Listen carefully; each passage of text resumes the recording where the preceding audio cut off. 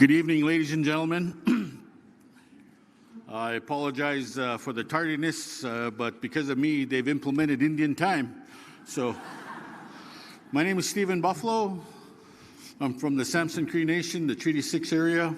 However, been a proud Calgarian for the last 20 years and a die-hard Flames fan.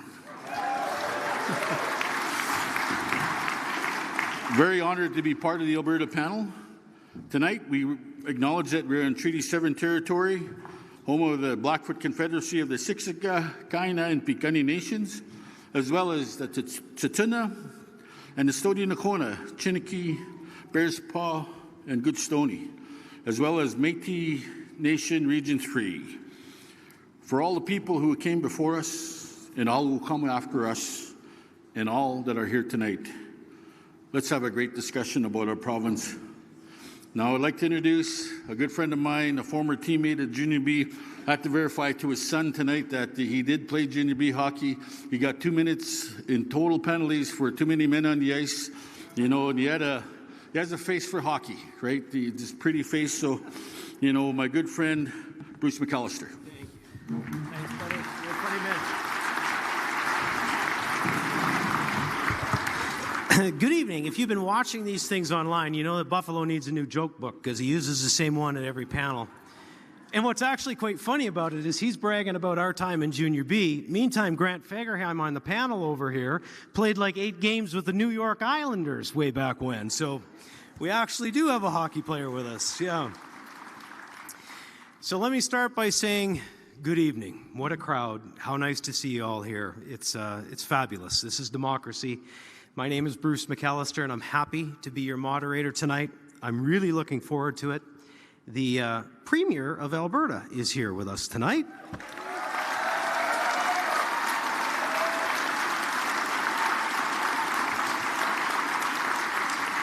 We're going to talk about some thorny issues with Ottawa. We're going to talk about our relationship with the federal government, some of the things that have happened in the last 10 years and beyond that we might like to address. We're here to gather your input tonight for sure and hear what your suggestions and ideas and concerns might be. We have assembled an amazing panel. These are regular Albertans like you. They care deeply about their province like you. So we're just thrilled to have them. How about a round of applause for all these folks tonight?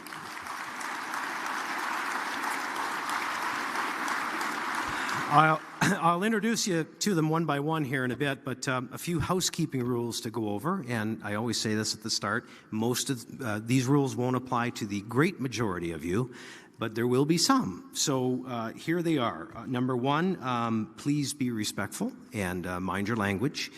And my 4-month-old grandson is right in the front row tonight, so we don't want him hearing anything that he wouldn't learn from his dad. We ask that you limit yourselves to one question tonight. This is a huge crowd, so I'm going to explain how things go and your opportunity to come to the microphone, but we'll try to keep everybody but once to the mic. And we need questions to be on topic, and that's not to say that there aren't things going on in the province that aren't very, very important and probably important to you. But tonight we are here, and to all of us for that matter, but tonight we are here to talk about our relationship with Ottawa, what comes next for Alberta, how we might improve upon that. So we'll keep it to a few topics, and I'll explain what those are in a few minutes. But first, let's meet our panel for the Alberta Next Panel. The chair of our panel is Premier Danielle Smith.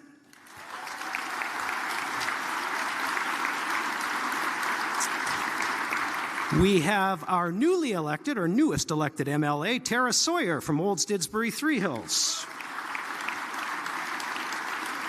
Dr. Benny Zhu, with 30 years of experience in acupuncture. Many of you in Calgary probably know him well. Dr. Benny.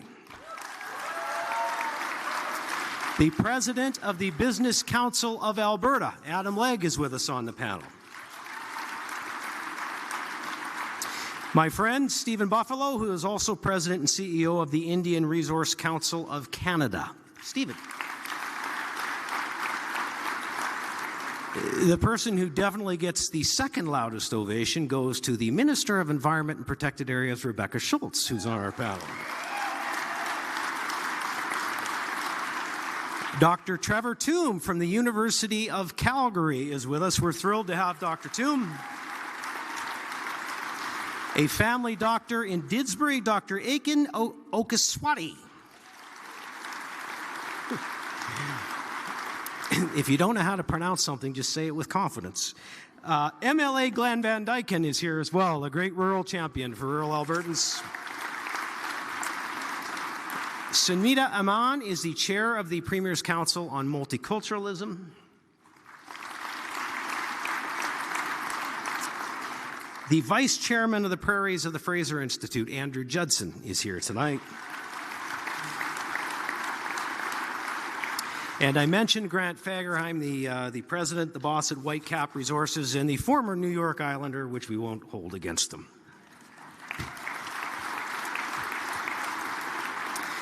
So I promised to set the scene for you and explain how we can all participate and how we're going to have a great evening, and I'm going to do that in just a minute. But first, I think it'd be remiss if I didn't call on the Premier to come on up and say good evening and set the tone for us.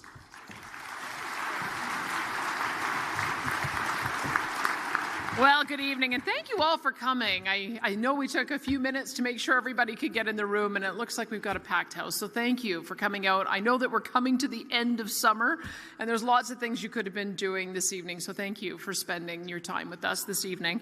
I'm also happy to be here with my fellow panelists, as well as a few of my colleagues from the legislature. I understand MLA Dale Nally is here, our Minister of Service Alberta and Rent Tape Reduction, as well as MLA Eric Bouchard.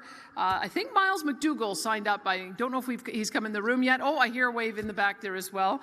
I understand as well Councillor Giancarlo Carra may be here, as well as Chief Ori Crowfoot from Siksika. Welcome to all of the elected council members. And those of you running for office too. I know we're in the middle of the municipal election, so if you're here as well, thank you for taking this part in this today. After a very busy and productive summer, this is the final in-person town hall for the Alberta Next Panel. And I do want to thank each of our panelists for being here tonight and throughout the process as we literally crisscrossed across the province to engage directly with you, the people who live in Alberta. It's fitting to close this engagement tour in Calgary, which is our province's biggest city and largest economic driver. It's a place that's gone from strength to strength as it's evolved as a cultural hub, a player in clean energy, in the creative industries, and increasingly as a preferred location for venture capital investment. And of course, as Canada's energy capital, this great city's fortunes have been closely connected with the oil and gas industry, an industry that has brought tremendous prosperity and population growth here over the years. Defending our energy industry is a theme that's come up in every Alberta Next event. Albertans, of course, have strong opinions about it. Being here in Calgary reminds us what this industry means for our province. And I want to thank you all for coming to share your thoughts with us today and for choosing to participate in this crucial engagement process. The conversations we have tonight and have had throughout the Alberta Next engagement period will help to shape the future of our province. And I'd encourage you to go and look at the last time we had a panel similar to this. It was the Fair Deal panel. And they came up with 25 recommendations that have guided the work of our government in the last 5 years. For instance, we had the Equalization referendum that came out of the Fair Deal panel discussions. The panel wanted us to introduce or to reduce internal trade barriers, which we've done across the country. They wanted us to create economic corridors, and we have signed many economic corridors agreements, most recently with Ontario and Saskatchewan, as well as with Yukon. They wanted us to challenge federal legislation in our areas of jurisdiction, and we've got 15 lawsuits and counting going in that regard. Establish a chief firearms officer, which we did. Create a presence in Ottawa. Yeah. Create a presence in Ottawa, and we now have an office in Ottawa with a person who's there full-time representing us. Diversifying our energy sector, and we have done that in spades, and also relentlessly pursuing more market access. We continue to do that, as well as referenda, and in particular citizen-initiated referenda. Those ideas all came out of the Fair Deal panel, and that's just an example of the kind of ideas that we hope can come out of this type of process and that we'll hear from you tonight. For 10 years, of course, you know, Ottawa has taken direct aim at Alberta's core industries, from Bill C-69 to the tanker ban, the oil and gas emission cap, which works as a production cap, and net zero mandates on electricity and vehicles, among others. In just the last 10 years alone, we estimate more than $500 billion in investment capital destined for our resource sector has disappeared. It's cost us hundreds of thousands of jobs and hundreds of billions of GDP and resource royalties that would have been able to be used on healthcare and education and public infrastructure. If Canada is going to be a strong and unified country, it must include a strong and sovereign Alberta within a united Canada, able to pursue our own potential without being held back by our own country and our own federal government. Our negotiating team has had very positive discussions with the federal government, but we do need to see action, and we need to see it soon. But of all the topics we're discussing tonight, they're all worth talking about, because Albertans deserve to have a say in all of these issues. And regardless what each of us believes about these issues or which path we think is best, as Albertans we must be able to respectfully debate and discuss issues here with our friends and our family members and our neighbours. And I know that if we do that, in the end, our province will find the best solutions for the immense challenges we face, and we will come out stronger and freer than ever. So I will put my faith in Albertans to find the right path. I trust you, and I look forward to hearing from you tonight. Over to you, Bruce.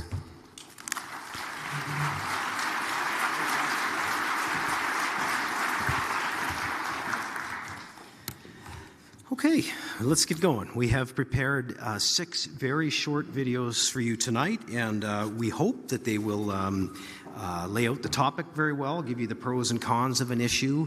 And what we're going to do, we play the video. The 6 topics are as follows. The first one is equalization and transfers. The second will be the Alberta pension plan, or proposed pension plan. The third would be a provincial police force. We'll discuss constitutional changes, immigration reform, and also provincial tax collection. So we'll play a video, and while that video plays, hopefully, I would imagine many of you have great context on these issues anyway, but when the video is done playing, you can line up at the microphone. We've got 2 of them in the room, and you'll be able to come to the mic and speak for 45 seconds on the topic that we just discussed. So again, if your question is on immigration reform, just be patient. We're going to get to that video at number 5. If it's on the provincial police force, we'll get to that one too. But the first one will be on equalization and transfers. If it's not, they're going to ask me to do the uncomfortable thing of reminding you that we need to stay on topic. And I guarantee you there'll be somebody that will try that. So I'm not a meanie when I shut the mic off and say, no, we have to stay on topic. Are you with me on that tonight? Thank you. And if you have questions that are really concerning on issues that aren't here tonight, the good news is MLA Eric Bouchard and Ministers McDougall and Nally are here, and they are just waiting to talk to you about all those other issues. So we'll assign them the work, okay, tonight? So with that, this is about our province's future, about our relationship with the federal government, and about getting your ideas and your feedback and questions about what we might do differently, if you think we should. So why don't we get ready to roll the first video, and the first video is on equalization and transfers. Our next topic is reforming federal equalization and transfers. Since 2005, Alberta taxpayers have contributed, on average, $23 billion more per year to the federal government in federal taxes than they received back in projects, benefits, and other spending from Ottawa. That's a net loss to Albertans of nearly $500 billion in just 20 years.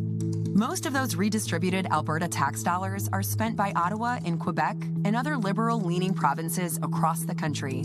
And part of that massive fiscal transfer out of Alberta comes through the Federal Equalization Program, which has seen Alberta pay over $67 billion into the program since 1957, while receiving back not a single penny since 1965. In 2021, Albertans voted in a referendum to remove equalization from the Constitution, but Ottawa completely ignored us. So what next? Alberta can't stop these federal transfers on its own. The Alberta government doesn't write a check to Ottawa each year, and we can't ask Albertans to stop paying their federal taxes. The fact is, fixing this problem will require political support from other provinces. One option that would be appealing to most other provinces is to have the provinces collect a larger share of overall taxes. This is how it could work. Currently, Ottawa collects over 60% of all the federal and provincial taxes that Canadians pay. The Ottawa bureaucracy takes its portion, with the remainder inefficiently and unequally distributed to the provinces. The dollars we do get back have a lot of strings attached, forcing us to run our provincial programs and build infrastructure the way Ottawa wants us to. No provinces want that, especially the big ones like Quebec, Ontario, BC, and Alberta. What if we cut out the middleman and instead had provincial governments that are responsible for delivering health, education, and social services collect around 60% of all taxes, with Ottawa receiving the rest? Ottawa, in turn, would be able to end most transfer programs to the provinces, along with all the strings, bureaucracy, and waste attached to them. Quebec has already proposed having the federal government let provinces keep GST revenue generated in their provinces in return for ending the federal health transfer. Seems like a great idea. Why not apply that same logic to all federal transfers? Less money collected and wasted in Ottawa. Less federal transfers with only a modest amount of equalization for the smallest provinces and territories that actually need it. And more funds for provincial health, education, and other programs, without strings attached by Ottawa's politicians and bureaucrats. That seems like something most provinces could rally behind. So what say you, Alberta? Should Alberta take a lead role in working with the other provinces to reform federal transfers and equalization by having the provinces collect a larger share of overall taxes, with Ottawa collecting less? And are there any other strategies Alberta should be looking at to alleviate the massive federal fiscal drain to Alberta? For more information, visit alberta.ca/next.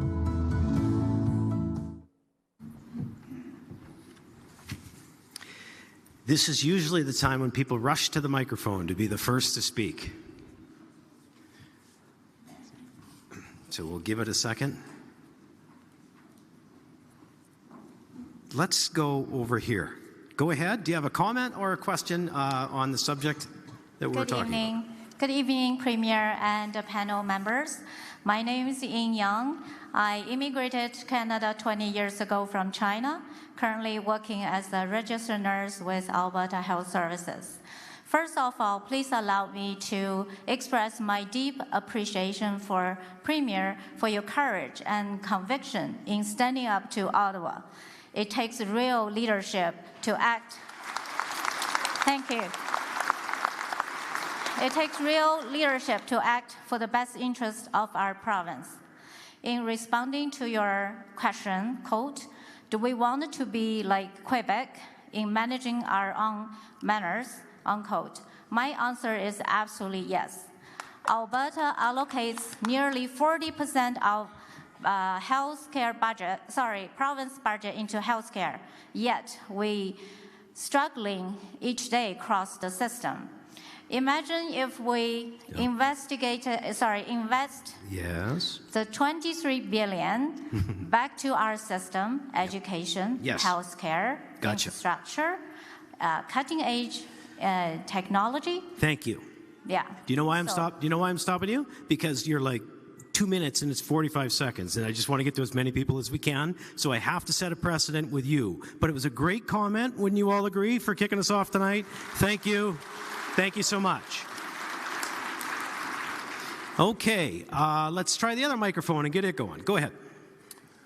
Good evening. My name is Daryl Comic. Like many people here, we actually went and created a town hall called The Courage to Listen, developing and building a framework for sovereign Alberta within a united Canada. We published a book that has the framework in it, and I noticed tonight you deal with 5 topics. We actually deal with 28 topics. And all of them are within the means of the Alberta government to drive sovereignty for Alberta. Now, on top of that, we said, well, what if Alberta actually wanted to deal with equalization? And we found a way to actually keep the $23 billion. In fact, we found a way to keep $60 billion. And the rest of it is actually explained in the document, which I would like to share with the panel. That's it? That's it. Wow. What's that? Thank you. I'll come back with them there. And Daryl, 45 seconds, almost spot on. So thank you tonight. Let's kick this off with Professor Toom, because I think there's some interesting numbers on equalization and transfers that you bring to the equation. Do you want to jump in here, Professor, and then I'll go back to the mics? Yeah, I'll just quickly comment that I think this is, for me at least, one of the more important issues to think about. It always has been since the beginning. All right, let me try that again. Since the beginning of Confederation. Great. Okay, I'll be very quick while this gets sorted out. So it's been about 20 years now since the federal government took a hard look at programs like equalization. And these are tough programs. Canada is a very diverse country with economies that vary significantly from one part of the country to another. And circumstances change, and our transfer programs should change with them. I mean, they're there for a good reason, to help ensure that poorer provinces can deliver comparable public services, but that the design details matter a lot. And the challenges that different provinces face are different now than they were prior to the financial crisis. And there's ways that the program can be improved upon to have incentives for recipient provinces to develop their economies, develop their resources. And I think one just for me stands out, and that's power pricing in Quebec. That's a considerable amount of resource revenues for that province, and it has currently the lowest electricity prices in the country. And if it chose to increase those power prices by just 2 cents a kilowatt hour, still have the cheapest power prices of any province, but it would raise so much more resource revenues for its government that it wouldn't qualify for as much equalization. I estimate their payment this year would be about $4.2 billion smaller, just this year alone, from that small change to power pricing.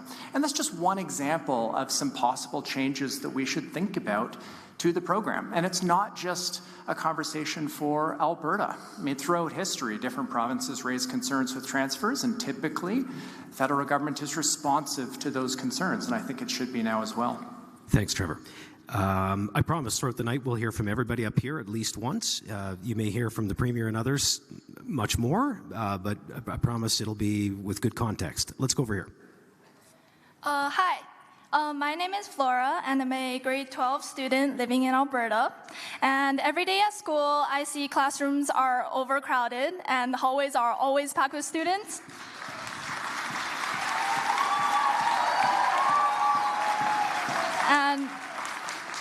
And I truly believe that education is essential for Alberta's future, but it's getting really hard for the students to learn well in this environment. Yeah. I know that Alberta is sending a lot of money to the federal government, but our own province is also facing challenges.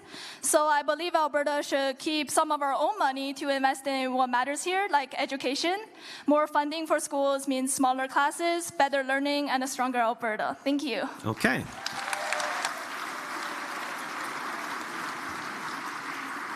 Premier, we'd like to keep some more of our money too, wouldn't we? Well, look, I see we've got pretty long lineups, Bruce. I'll keep my comments short until I've heard from a few more folks. Okay, done. Let's start here. Hi, I'm Adele. Yesterday, the Liberal Parliamentary Budget Officer announced that Canada's finances are so bad we may cease to exist as a country in about 12 months. What are we doing to protect ourselves from that? What are we doing to keep our money in Alberta instead of sending it away for them to rob and whatever the heck? Yeah. Yeah, we all heard those comments, believe me. Yeah. Premier, I think you better answer that one. Well, I may have to ask Trevor Toom on this one, because I don't know if Canada can go bankrupt. I know that we have hit a debt wall nearly in the past in 1993, and that resulted in a massive restructuring of the federal government. We're in really good shape in Alberta. Our net debt, because we've grown our Heritage Savings Trust Fund, our net debt to GDP ratio is below 8%, which is dramatically better than any other province. So we're managing in a fiscally prudent way. But I'd kind of be interested if there's some expertise on this panel to find out what happens if we hit a debt wall this time at the federal level. We've not had that happen before. Yeah, so I'd say the concern is not that we would literally go bankrupt, and certainly not in 12 months. I think the concerns raised by the PBO is that our debt trajectory is not sustainable. We have, over the next 4 years, Last year's federal budget projected a deficit of $132 billion over those 4 years, and the PBO report now anticipates $255 over that span of time, and that doesn't even include the increased military spending or some of the platform commitments that I estimate would push that up to about $360 billion, nearly triple what the previous budget was anticipating. And so that leads to higher interest costs, that crowds out other priorities, ultimately leads to higher borrowing costs gradually over time, and at some point something will have to give. Such long lineups. Let's get to as many as we can. Go ahead. Comment and a question. Thank you for the video. Yes to end equalization. Do away with Revenue Canada. Have all the provinces collect all of the taxes from their taxpayers and then only pay the federal government for services that we actually receive. That's what we need.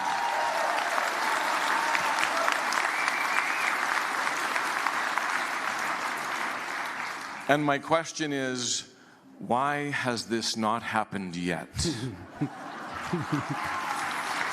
So, do you want, Premier, can I suggest I just bounce back and forth and take as many as we can, and then you can bookend it at the end on this one? Let's do that. Let's go over here. Go ahead. What we'll do is we'll roll through as many comments as we can, and before we leave this subject, I'll let the Premier respond to the questions that were just asked. Go ahead. Hi, my name is Trisha. Nice to see you. Speaking of equalization and our role as a federal government, I'm wondering if there's been any headway on the Keystone XL pipeline. Is Mark Carney cooperative, kind of running the fence? Is there an oil company that's even considering taking it on? Thanks, Tricia. We'll add that to the list. Premier will answer it in just a second. Over here. Hi, George Clark. My question is specifically about the transfers for health and services. Those two programs are costing Alberta far more in tax points from the federal government than we ever get back.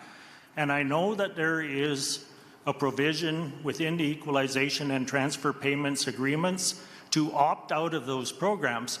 So I was quite disappointed in the video to see that you were taking a direction of perhaps involving all the other provinces before we get what we deserve here in Alberta. So my question goes back to what Lougheed told me in 1970, and he said the time is now. So let's get past next and please go to now. Thank you. Kate, go ahead. Thank you. My name is George Colpitz. Following the stock market crash of 1929 in Newfoundland, still outside of Confederation, the ensuing depression devastated the economy, especially with a colony that was so dependent on only a few staples. It crashed the commodity the province or the colony crashed in the commodity markets throughout most of the decade, and so hard hit was Newfoundland that by 1934 it lost its colonial self-government to be tightly regulated by a commission government appointed by London, England. In Alberta, at exactly the same time and in exactly the same conditions, and despite the return of natural resources to its full administration, the province was similarly devastated by the crash of the commodity markets. George, need you to move it along. And Alberta, like Newfoundland, had lost its capacity to meet Albertan needs. But unlike Newfoundland, the federal government began immediately in 1930. George, federal get transfers. to the question, please. You're way over. My question is about the nature of this video that disdains the view of equalization as an important element of Canadian Confederation and one that will help us in the future. Okay. So, is there a question in that? I didn't get it. Just a statement. Thank you. Okay. Couple minutes, and then we're going to come to Premier and Trevor to answer the questions that have been asked. Okay, over here. Hi, my name's Scott Finney, and thank you very much, everyone, for granting me the opportunity to speak. My question for the panel is, has Alberta contributing to equalization been all bad, or have there been benefits that the rest of the country has received that has made Canada as a whole economically stronger? Thank you very much. One more, and then we'll come over here. Go ahead. And thank you all for doing this. I'm a municipal politician, so one of the things that often comes up in municipal elections is the idea that Calgary actually sends more tax dollars to the province than we receive back in infrastructure grants and other things. And I'll just push back. I actually don't think that's a bad thing. If you have in a situation in a society, you often end up giving more, so that, I don't want a kid who's in Olds to not have as good of education as a kid in Calgary. And so my question is, I think the same principle applies in federal equalization. And so what is your responsibility to, ensure that citizens all across Canada have similar services, which is what the equalization is about? And then also politically, how do you see yourself even being able to accomplish what you're talking about? Thank you for the question. It's going to be a lengthy answer, I think. Premier, you and Trevor have your work cut out for you because you usually handle this question. If you didn't get to the mic, by the way, don't fret. We'll get you back at the end. We've got some time at the end for an open session. But that's where I have to cut this topic to get to the other ones. Okay, so I'll ask you to take a seat, and Premier, you and Trevor can try and answer those questions. There's a lot of them there. I would say, we heard the same thing in northern Alberta that was just expressed at the mic, and I suppose you could make that argument. I don't find it particularly compelling because I think you can draw a line of sight from when you take product out of the ground in Grand Prairie or Fort McMurray. A lot of the decisions and financing associated with that happen in Calgary. The pipelines have to be drawn all the way through every part of this province. We upgrade the oil in Edmonton, and we make diesel available to our farmers. So I think you can get a direct line of sight about how development in one area supported by the investment in another area benefits all of us. It's a harder case to make about why we should continue to put up with over taxation from Ottawa, because we have very expensive programs we pay for. If you looked at our areas of jurisdiction, healthcare, education, advanced education, children's services, senior services, infrastructure, that's about 70% of all the tax dollars that are generated. And yet we only collect 40% of the tax dollars. Ottawa collects 60%. They trickle money back to us on an uneven basis and then take the rest and use it in areas of the country, quite frankly, that are more amenable to voting for the Liberals, is how it looks to me. And so that's one of the problems that we face, is the fundamental unfairness of the system. And to hear, why should we continue supporting jurisdictions who don't want to charge market rates for electricity and then we make up the difference in other provinces? Why should we support jurisdictions that don't end up developing their own substantial natural gas resources because they're worried about a new revenue stream that will reduce their equalization? Those are the things that are happening. That's part of the reason why the program needs a rethink. I think that answers both of those questions, or the last three questions that were asked in maybe a bit of a different way. When it comes to transferring tax points, I think the point was a good one, that Quebec has managed to transfer tax points, and they have acted unilaterally. I tend to like to see if we can address issues holistically, because I know the other provinces have frustrations like we do. We're not the only ones challenging equalization. Newfoundland and Labrador, British Columbia, and Saskatchewan have gone to court because of how unfair it is that small provinces are transferring money to support big provinces like Ontario and Quebec. So I think we have a few more voices that would work with us on that. But there's no reason why we can't work out an arrangement similar to get back and go unilaterally. When it comes to the wonderful idea of let's collect all taxes and then just send to Ottawa the amount that we owe for the services they provide, it would be a wonderful idea. Quebec hasn't even been able to figure out how to do that. So the feds still continue to collect their share in Quebec, and they are only able to collect the provincial share. But it would be, I think, an ideal to try to get to that point. But the reason it hasn't been done already is just we can collect only our share, and they would very likely be collecting there. That's why you'll see when we come to that video that it's a little bit more complicated to make a decision to go down that track. And then as for Keystone, I think my view is it's all of the above. We want pipelines north, south, east, and west. Surely we've seen that the Americans have expressed an interest in restarting that conversation. And I know that there are several pipeline companies that are looking at ways of increasing the amount that goes south by up to a couple million barrels a day. I think if we want to expand our markets, though, we need to be also building them east and west. So that's what I've been advocating for all of them. So good. Premier, thank you.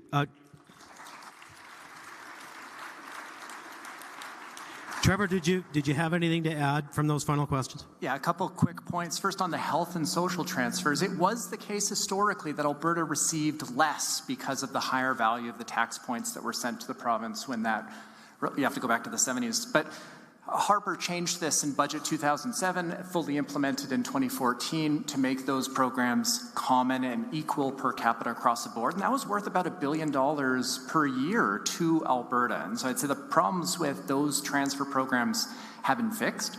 And around, is there benefits to Alberta from equalization? That's a great question. And every policy has trade-offs. So it's always important to think about both sides of the ledger. One important benefit is it helps ensure Canada can be a decentralized country. If smaller, poorer provinces can't fulfill their constitutional responsibilities, then there would be enormous pressure for the feds to take that over. So a program like equalization is important to have, but the design details are equally important to think about and get right.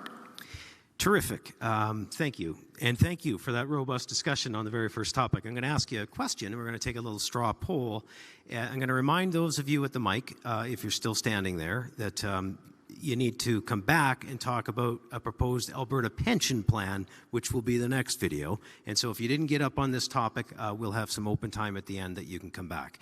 But the next one, I'm going to make way for the pension plan, and believe me, there will be a lot of people that want to speak to it. So here's the question.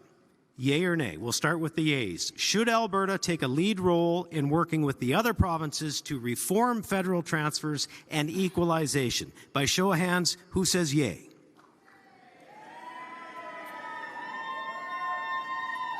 Who says nay? And the yays have it. The next video, which we will discuss momentarily, here it is. It's on a proposed Alberta pension plan and what it would mean to Alberta. Our next topic is creating an Alberta pension plan with the same or better benefits than the Canada pension plan. With a younger and more productive workforce, Alberta workers contribute about $3 billion more each year to the Canada pension plan than Alberta seniors receive in benefits. Alberta has the constitutional right to exit the CPP. And if we did, federal legislation says that Alberta would be entitled to a sizable share of the CPP assets that we could use to start our own provincial pension plan, so long as we guarantee comparable pension benefits for seniors. Quebec made the decision to start its own pension plan decades ago, and they have an agreement with Ottawa so that all retirees receive their full pension benefits, whether they worked in Quebec, retired there, or some mix of both. Alberta could negotiate a similar arrangement with Ottawa if we created our own pension plan. There are more factors to consider as well. Currently, virtually all investment decisions and management of the CPP is conducted by folks working in Ottawa and Toronto rather than Alberta. While the CPP's mandate is to maximize pension returns, in recent years, the CPP annual reports have shown an increasing focus on emissions reductions and DEI concerns, which do not always result in the highest rate of returns for the pension plan. CPP management has also become bloated and expensive. 20 years ago, the CPP had only 150 employees, with operating costs of $118 million. Today, it has ballooned to more than 2,100 employees with operating costs of about $6 billion. If Alberta opted to commence its own pension plan, the fund would be managed out of Alberta by Albertans, and investments could be focused exclusively on maximizing returns rather than adjusting for carbon dioxide and DEI-related objectives.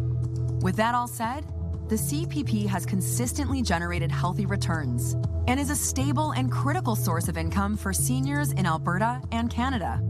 So, what are the benefits of Alberta choosing to withdraw from the CPP to create its own pension plan? 1. A big upfront payout.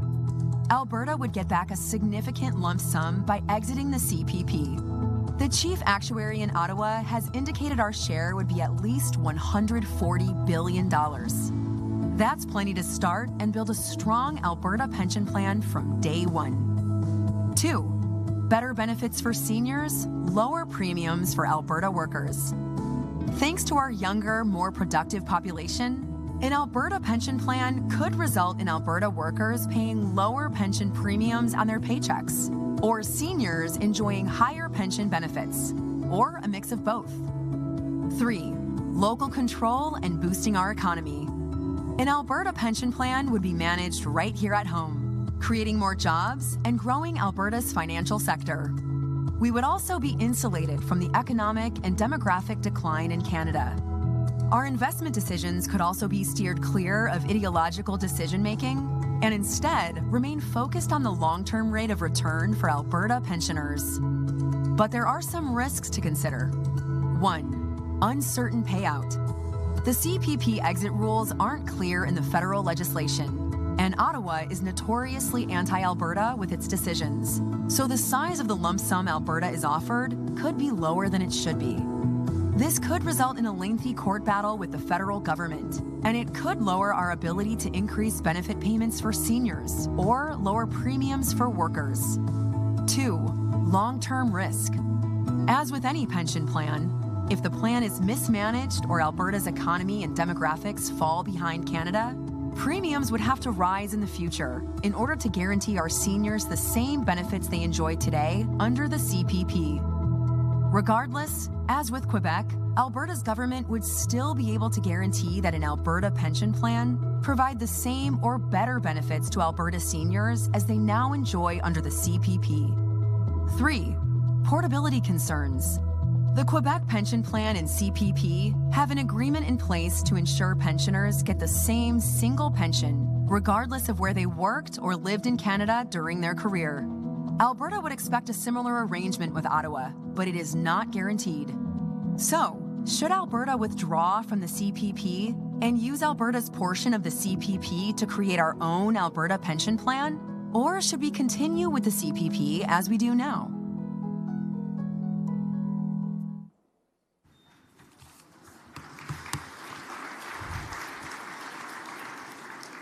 Okay, I'm sure we'll have a lot of people that want to weigh in on this one, and we're going to start right in front of us this time. You go ahead.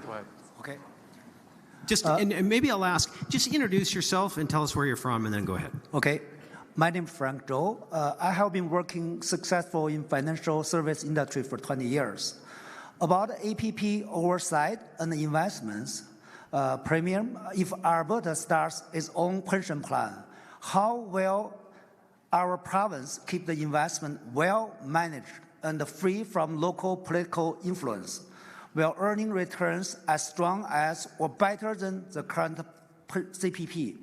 About transition and the cost, if Alberta sets up an Alberta pension plan, how will our province safely move our current CPP savings and keep the plan's running costs low? Thank you. Great question. Thank you. And again, and this is such a big crowd here tonight that just what we're going to do is normally we'd go back and forth and the Premier would answer and we'd get through everybody, but I can just see by the size of the lines and the sides of the crowd it won't work. So we'll get Premier to keep a track of a few of these questions and we'll answer in one go. Make sense? Just say yes. Let's go over here. Yes. Oh, thank you, everybody. Thank you, Premier. My name is Chris Moen, and I am from Calgary. My debate sparring partner, Gord Tulk, he sends his regards. He's out on vacation tonight. So, regarding recent public opinion research conducted by the Government of Alberta by Janet Brown Public Opinion Research showed a notable shift towards support for an Alberta pension plan when respondents were assured that an Alberta pension plan would guarantee equal or better benefits than the CPP for Alberta seniors, and the support rose to 55%. At the same time, demographic and economic shifts could negatively impact an Alberta pension plan, requiring adjustments to benefits or premiums.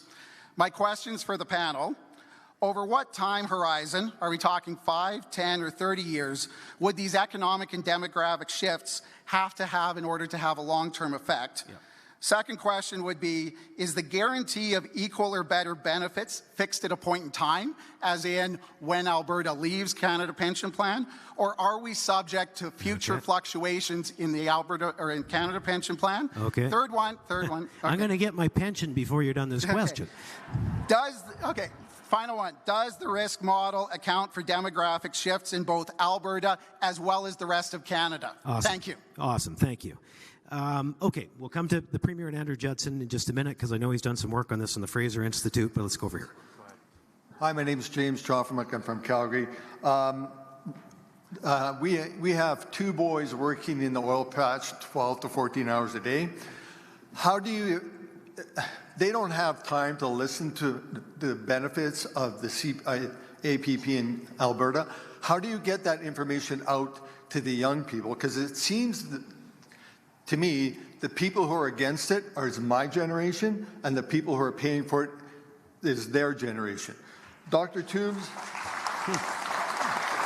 I think you were referencing there's a federal review on the CBP. If you can comment on the benefits of that, I'd appreciate that. And I have 4 seconds. Thank you. I would have given you more time, actually. That was so good. Okay, one more, and then we'll go to the panel. Go ahead. Yes, hello. My name is Marika. Hello, Danielle. And my invite for you to come to Florida is still open. I'd like to find out, will we also, if and when we get the Alberta pension, are we going to also have an old age security added to that? My beef with the old age security right now is the fact that we have a number of Canadians who are importing their grandparents and getting them PRs, and therefore they are then allowing those people to get old age security, even those people have never contributed a cent to our economy. And I'm sick of it. I'm sick of it. Thank you.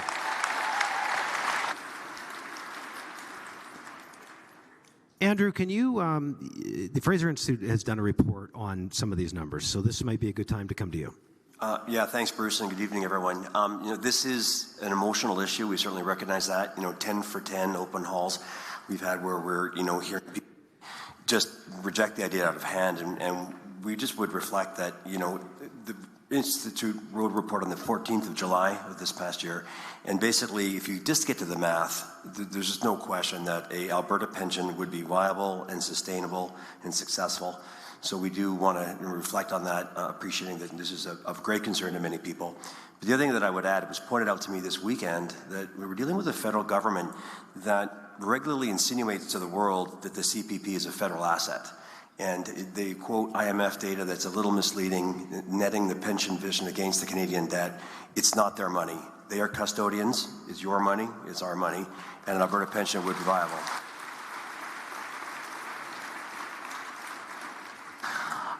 I don't know if Dr. Toom would be able to tell us about the viability or when we'd have to worry about a demographic shift. But to give you an idea, I think the video mentioned it, we pay $9 billion in premiums and our seniors received $6 billion in benefits. So there already is $3 billion more. So that gives quite a bit of room, I think, for us to have a bit of an aging demographic and still be viable. I know that Trevor has mentioned in previous meetings that we've had that to have the plan be viable, all we would need is a $20 billion transfer. That would be the equivalency of what we would have at the federal level for viability. And so we think, even based on the preliminary information the actuary gave us, it's a minimum of $140 billion that would be transferred. We think it's more than that, but it's a minimum of $140 billion. So I think that the viability issue is one that is settled. When it comes to old age security, that is a federal social program. And as Marika mentioned, it is non-contributory. So we would still have the federal government manage that portion of the program. We would not be adding an additional old age security. That would still be a federal social program that would stay in place. That would be our intention. We're just talking about the contributory plan. And the question around the viability. So in 2018, there was a policy that was put in place by the board that was in place at the time that was a very risky strategy of using hedge funds, and it resulted in a loss of $2 billion. And so my predecessor came in, cleared out the board, actually hired the head of the board who had been with the CPP. So that was one of the ways in which we had to adjust some of the practices at AIMCO because it was managing so much wealth. We felt we could do more. Because part of what we saw with CPP is it's not quite the organization it was 30 years ago. 30 years ago, they used to invest on passive investment principles, small management expense ratios. now they're up to over 2,000 employees and $6 billion in expenses, whereas it used to be $150 million. So we are returning our pension fund to be managed in a less active way, less management expenses, and more focus on returns. And so that's why I believe that through AIMCO, which already manages about $190 billion worth of funds, we believe that they have the expertise to be able to manage it prudently. Trevor, I'm going to save you, okay, because we just got such a long lineup. Just hang on. All right, let's go over here. Thank you. My name is Laurel Jackson. My pronouns are she, her. I'm a third-generation Albertan. Thank you for having this panel, but I just want to remind you, this is our money, Albertans' money, that you're using to spend on this panel. We should be able to talk about whatever topic we want, not what your 6 videos are. Survey after survey you have done has said we don't want an Alberta pension, we don't want Alberta police, we don't want municipal parties. But you aren't. Thanks. But you didn't listen then, so why should you listen now? We want publicly funded, publicly delivered health care. Okay. We want public education. Okay. Oh, so yeah. Thank you. Thank you. Thank you. Thank you. Let's go over here. Okay, in many financial circles, it is not known fact, but is known that the pension right now in the CPP is guaranteed for 75 years. That's just what's in it now. And respect it worldwide. Just a comment. My problem is, or concern is the way you are surveying. That survey was geared to why we need one and what is the structure. There was never a question whether you want one. You had to answer all the why and the structure questions and get to the comment section. Awesome. Do you know what, ma'am? In surveys, that why and structure is going to end up in your pie graph. Okay. The comments are not ending up in your... Thank you. I'll tell you what, just for you, when we're done the discussion, we'll do a straw poll. We'll ask the question. Promise. Okay? Let's go over here. Ellen from Calgary. We in this room have built up our own individual CPP accounts. We all have our own. It isn't the feds, it isn't Alberta's, it's ours. And I resent a lot the idea that a government of Alberta is going to take my money from my account and spread it however they feel they want to do it. I'm going to move on quickly. I'd like to know when we're going to see the official survey results, and I want you all to know I want you to keep your hands out of my individual CPP.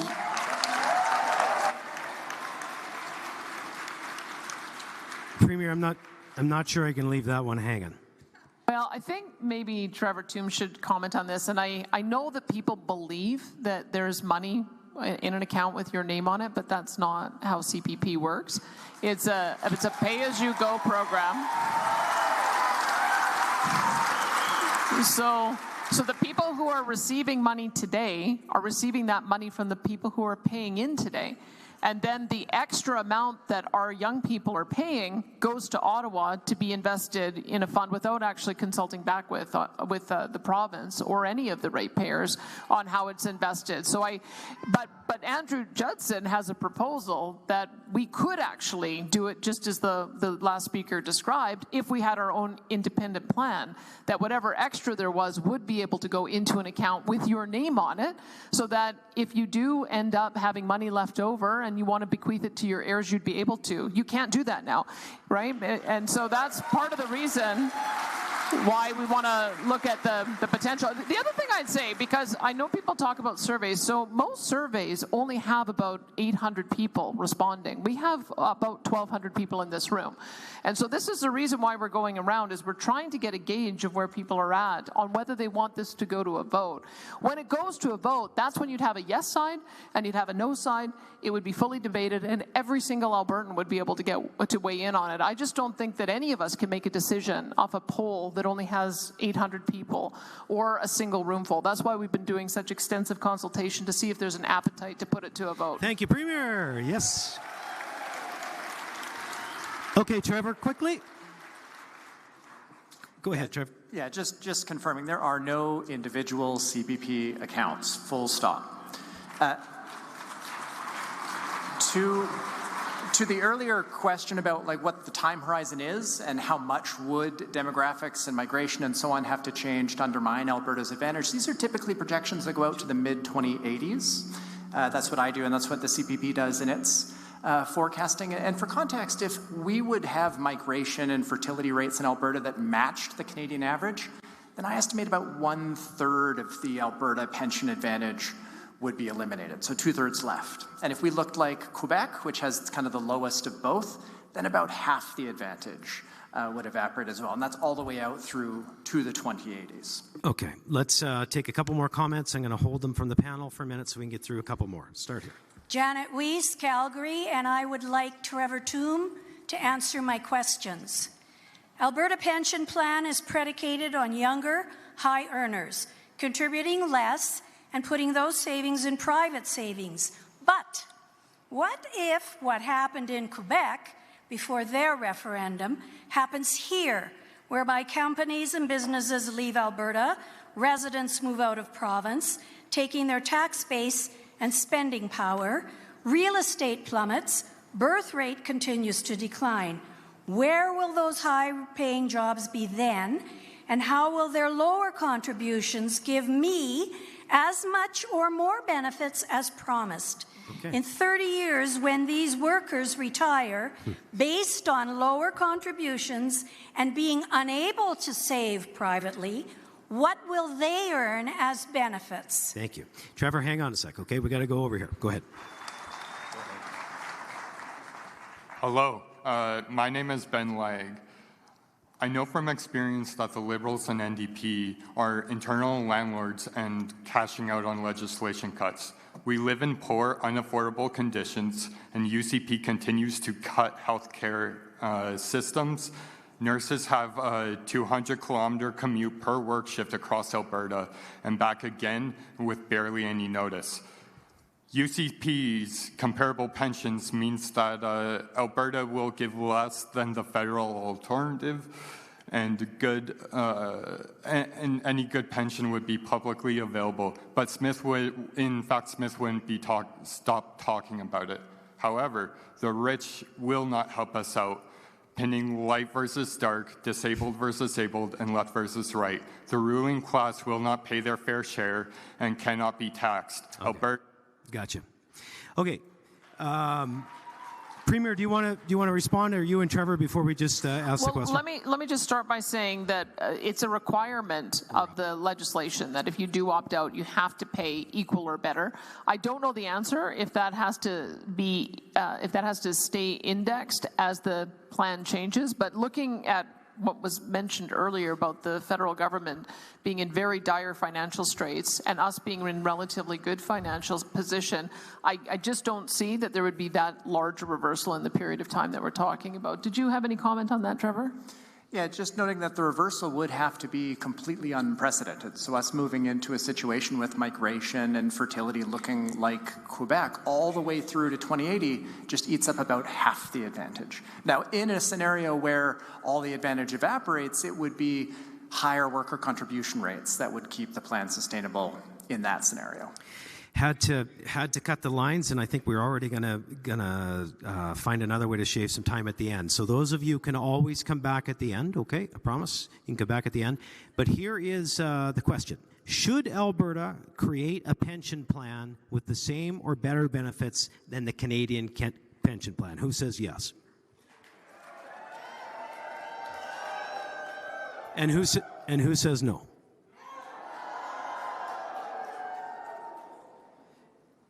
It's pretty decisive. The next video, and I'll ask those in the line again, we're going to switch topics, so I need you to go back to your seats. And if you want to speak to the provincial police force when the video is done, come on back to the microphone. Here we go. Our next topic is the potential creation of an Alberta police service to take over community policing from the RCMP. Today, roughly 80% of Albertans are served by local municipal police services, such as the Calgary, Edmonton, and Lethbridge City Police Services. However, Albertans living in most rural communities and a few mid-sized cities like Red Deer, Fort McMurray, and Airdrie are policed by the RCMP under Alberta's policing contract with Ottawa. And as is the case with most federal agreements, Alberta is getting shortchanged. To be clear, RCMP police officers and staff aren't the problem. They do all they can to protect us with the resources they have. The problem is Ottawa.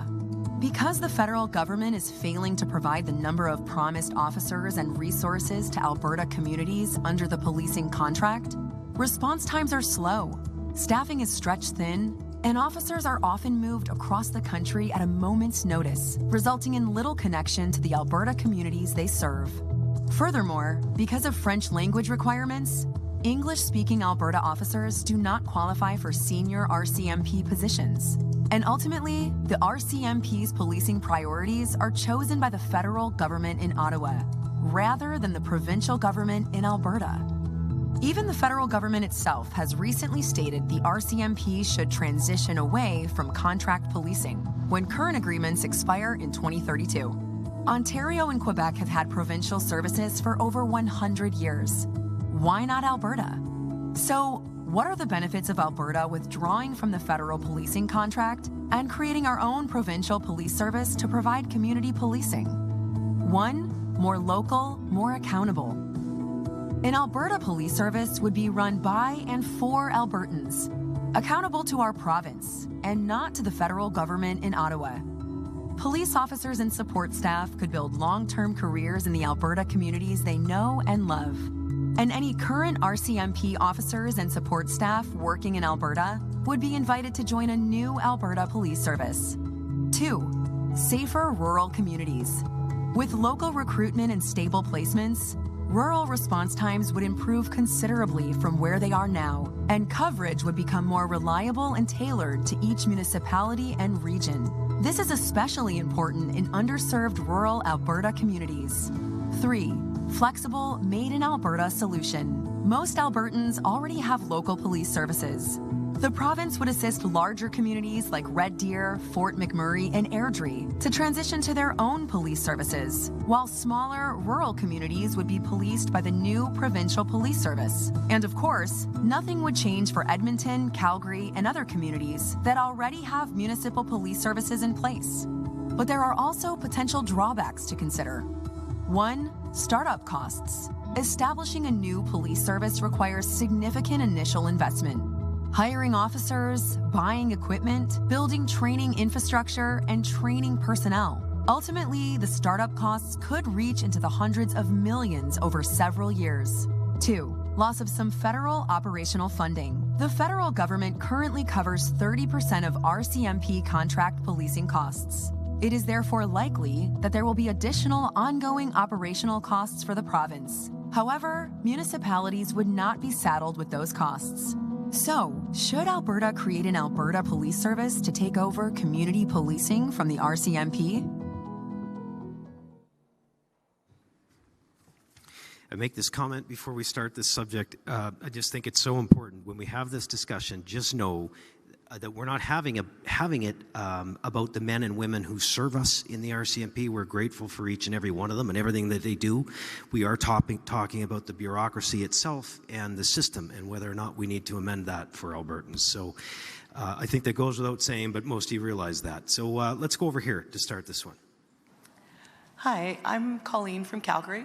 I was raised by an RCMP officer and have long been proud of our RCMP. However, I've seen the decline of integrity as we see quite a close relationship between upper echelons of the RCMP with political animals in Ottawa. So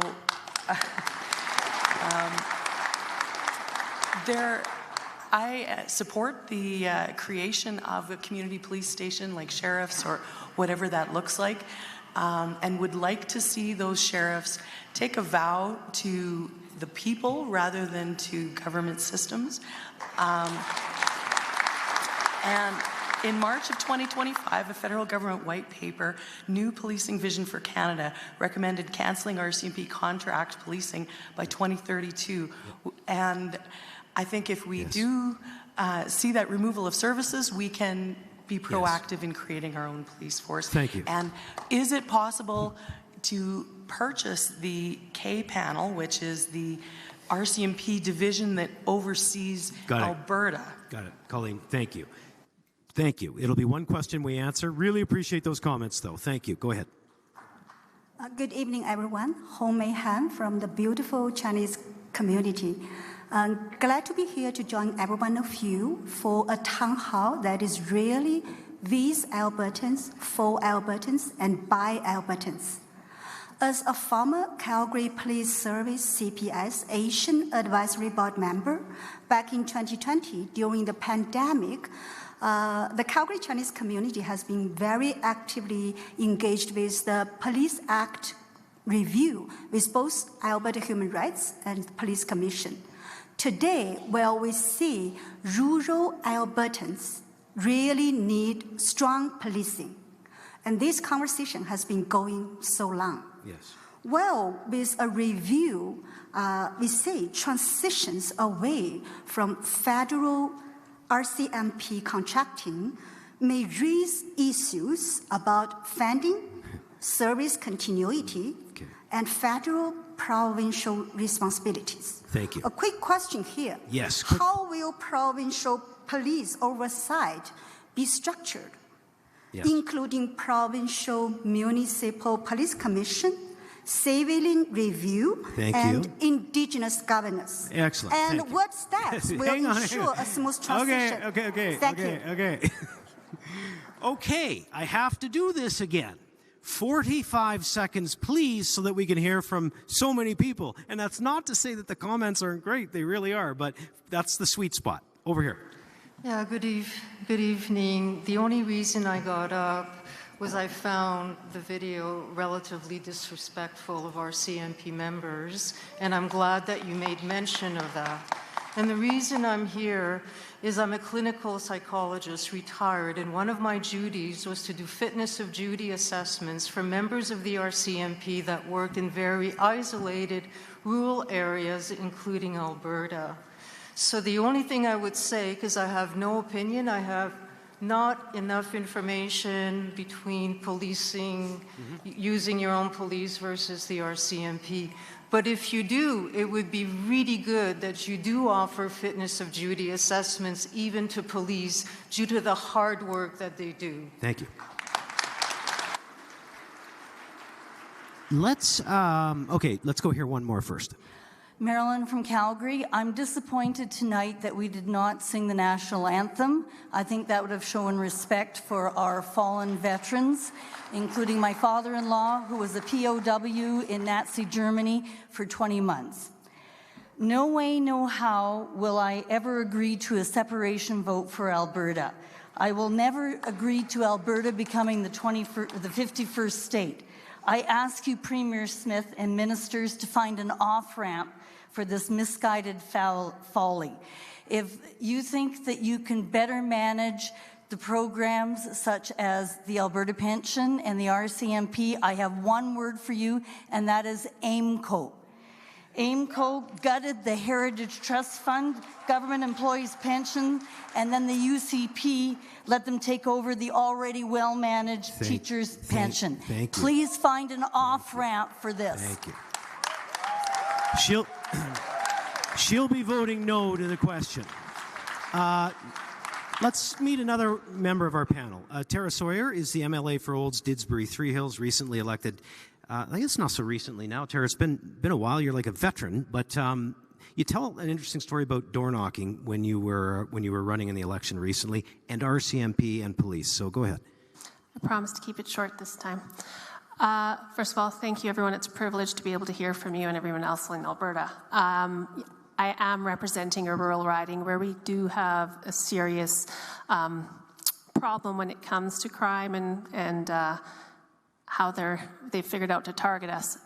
I was door knocking and I didn't bring it up, as happens when you door knock. The gentleman happened to let me know that he was a proud retired RCMP officer, but that he was greatly concerned about how it has gone down to the point that he did not encourage his son to join as much as he was proud of his service. It's not the same as it was. And that was from him. And then I do think it's important to mention I hit another door, and the gentleman happened to be an active member of the Calgary service who lives in one of the towns that I represent. And there's nothing he would love more than to be able to police in the town that he lives in, where he's raising his family, because what any of us who are from a rural community knows is community is the key to our survival. How we connect with one another, how we work with one another is what keeps our rural towns vibrant. And so to be able to have that connection, presently often they are coming and going too quickly. They don't get to set the roots to get to know us as well as even they would like to. And the other problem is we aren't getting the full complement. And when you come to municipal taxes, I hear it from representatives. Their frustration is they're paying in and not getting all the officers to help in our rural areas. I tried to keep it short. That's a great point. I know the Premier will pick up on that in a few minutes, but back to the mics. Hi, my name is Evan Lee. I'm a Calgary high school student. Like many high school students, I'm very concerned about what's going to happen to the upcoming Alberta teachers' strike, which just an hour ago, they voted 89.5 in favor of striking. Evan? And my question is, why is the government handing out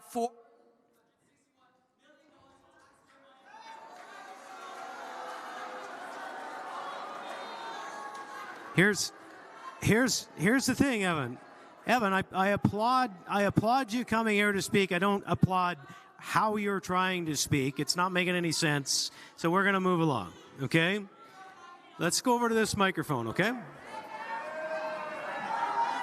I know you'd love some chaos, but your parents should turn you over your knee. Let's go over here. Oh, that's rude. That's rude. No. Rude. Go ahead. That is disgraceful. So, disgraceful comments aside, my name is Jennifer from Calgary. Thanks. As to the previous comment about concerns over political animals influencing policing, how could the citizens of Alberta be sure that our vulnerable communities that have been threatened by the UCP government, such as queer, LGBTQ2+, and trans citizens... Oh my gosh, let me just remind everybody, the Alberta Police Service is what we're talking about, and I know 97% of you get that, so we'll just wait until the lady leaves. Let's go to this microphone and try it again. On a proposed Alberta police force, what do you think of this subject? Okay, Premier Smith and the panel's professionals, it's really the honor to talk to you. As Alberta, the healthiest province, and the Calgary is ranked amongst the most livable cities because of that. We have a wise, efficient, flexible, democratic government teams. And my name is Boding, a first-generation believer. And I am a university research fellow in management and have lived and grown here for 25 years. So I just want to share one of my stories. It's very short. My dad was dealt because he ran out of gas. And less than a minute, and he recorded that a police vehicle came over, stopped, and asked what happened, and offered help. So this shows that our provincial policing is steady, efficient, and professional. Yes. It is really achieving the protect and serve. And from practical standpoint, just let me finish very quick, sir. Thank you. And regarding the transitions to provincial police models, I support a smooth transition to establishing a provincial police service combined with the municipal local policing governance. Thank you. Terrific. You support it. Premier, I do want to ask you to comment, but the question that did come out there was about the teachers, and I feel like given the news cycle, we should probably make a comment there. I'll leave it to you to come to the RCMP and to that. Well, let me just say, we'll have more to say at a press conference tomorrow at 12 o'clock. We are disappointed. I mean, we have heard that the issue that teachers are experiencing is around complexity in the classroom size, as well as the number of newcomers who have English as a second language that is putting pressure on the classroom. So we've got some things that we've got to talk with the teachers union at the table around getting more education assistance. We're building more schools. You can only build them at the rate that you can construct. And so we're hoping to find some agreement on that, but we'll have more to say about that tomorrow. If I can say about the RCMP, just a few of the comments that have come up. I often wonder in an urban audience if we should reverse the question. Do you want to get rid of your Calgary Police Service and adopt the RCMP instead? Now you understand how rural Albertans feel about wanting to have a local police force. There were lots of questions that I heard about how do you have proper oversight. Well, one of the things we had to do is we had to change the police commission oversight on our existing forces to have the same rigor that municipal forces already have. We've already established that. When we transfer over the sheriffs into this new provincial policing agency, there'll be about 1,200 of them, and we have to make sure that we have that oversight for exactly the reasons that some were alluding to, is that if there is excessive use of force or something that needs to be investigated, you have to have a civilian oversight arm to be able to address that. So we were already moving in that direction. And to the point of where would we be in 2032 if we don't plan for the federal government potentially ending community policing, we'd be in the same position we were back in 1917 when we did have the Northwest Mounted Police, I think at the time. They didn't want to police prohibition laws, so they pulled up stakes, and then Alberta had to scramble and put a provincial police service in place. Bruce McDonald would have told you this story if he was here. It ended up getting disbanded because in 1932, yes, Alberta did go bankrupt, and so they had to come back in because there wasn't money for policing. So that's a bit of the history lesson that we've had on both sides about why we've had a police service federally and also how we've managed to do a provincial police service in the past. And I would say that local policing works. I was mentioning this in an earlier speech, that our collaboration with our sheriffs and the Calgary Police Service and all the work that we've done on a navigation center and a few other things, the crime severity index in Calgary went down 14% year over year, and it's well below the national average. And so having that kind of local police service where you can have the interoperability, which we can do with sheriffs, but we can't do with RCMP, that may be another reason why we should be looking at how we would be able to offer more local policing opportunities. Excellent. Okay, thank you. So we'll try to go back to this microphone again on the police force. A quick question, or a quick comment, sorry. When Danielle Smith talks about the need to have a provincial police force, she doesn't truly care about serving the rural communities. She pushes this talking point as a red herring to distract from the fact that the oil barons in Alberta don't have a miniature army of their own. This isn't about serving local communities better. This is about two capitalist cliques waging a war against each other. The oil barons in the west, sitting before us today, and the industrialists in the east. What we need is local policing, but not under the control of the ruling class. For it to actually serve us, we the workers need to be in control of the police. Thank you.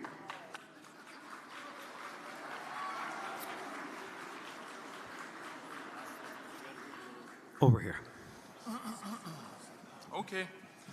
Hey there, I'm from Calgary. I'm a Calgary resident, but I do have family in the rural areas of Alberta, and I think they do have some valid concerns about coverage and policing overall. But, you know, I think most of this is politically motivated, and it really revolves around the UCP's investigations by the RCMP that probably have a lot to do with it. I don't even know how many investigations the RCMP currently has against the government of Alberta or the UCP since it's been. I wonder how many they have on the federal Liberals. I bet they got a few there.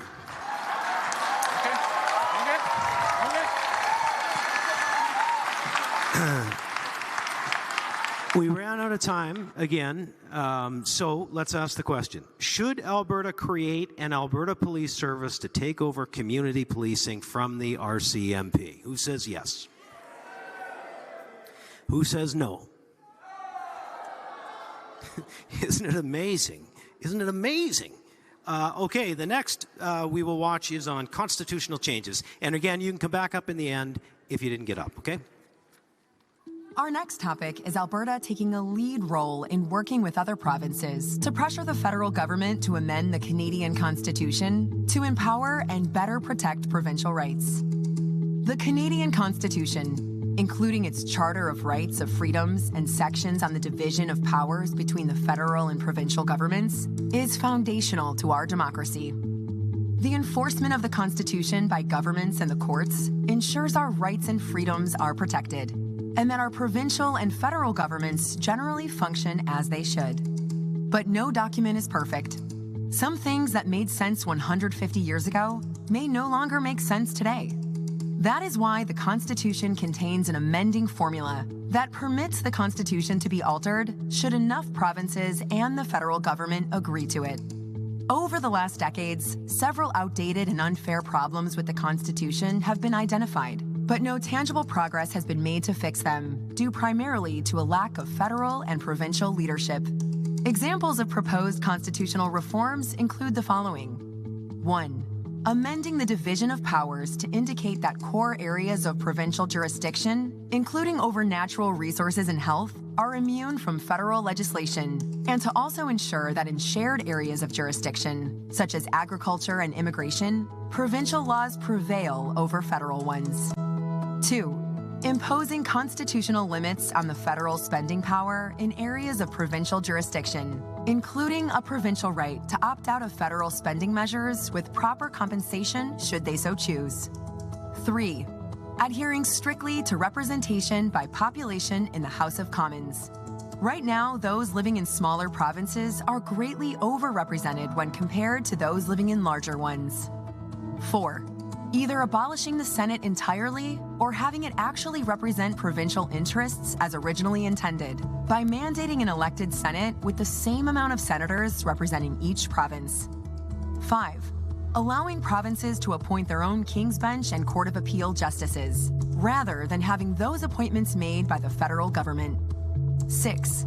Expanding the Supreme Court to allow for more justices from Western Canada and making prior service on a province's Court of Appeal a mandatory requirement of becoming a Supreme Court justice. 7. Eliminating the Ottawa residency requirement for judges on federal courts to ensure more Western Canadian representation. And 8.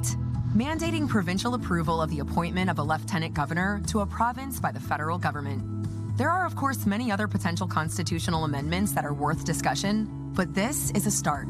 So, should Alberta take a lead role in working with other provinces to pressure the federal government to amend the Canadian Constitution in order to empower and better protect provincial rights? And if so, which of the amendments discussed or other proposals should the Alberta government advocate for? Hey, Minister Schultz, would you kick us off on this one? I know you have really enjoyed your dealings with former Minister Stephen Guilbeault. Perhaps we could start there. Well, I would say the minister has changed, but the mandate of the Federal Environment Minister is still somewhat the same, although we are hearing some different language out of this new Prime Minister. I would say that if we look back over the last 10 years, we can see why Albertans are so frustrated. We see a government that has gone down a path of ideologically trying to shut in and shut down all of our major industries through things like C-48, the tanker ban, Bill C-69. We have the clean electricity regulations, their net zero power grid that would cost $1.7 trillion with an expectation of overhauling the entire grid that was built over the last number of decades in 10 short years. We have an emissions cap That would cost $282 billion in lost GDP and kill over 90 million jobs. Could you just imagine how effective we would be as a province and a country if we didn't have to defend ourselves against a federal government that is politically motivated to shut down our major industries? And the ability we would have to grow our economy and see our true potential as an economy, and how that would actually enable us to invest in, continue to invest in all of the public services that Albertans rely on. And I also just want to give a huge shout out for our Premier in building consensus across the country in this on a variety of different topics.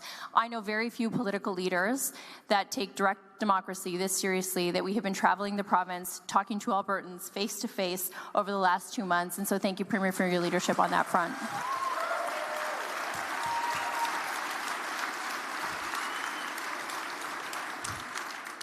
Constitutional changes, and we can all agree if it's not constitutional changes, we're just going to cut it off, right?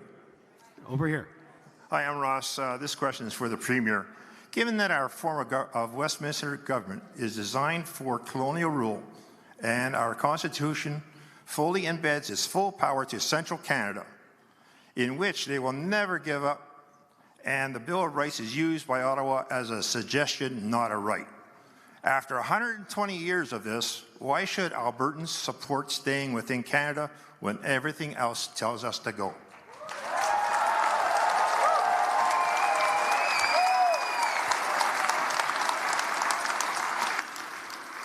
I didn't get his name. I would have liked to.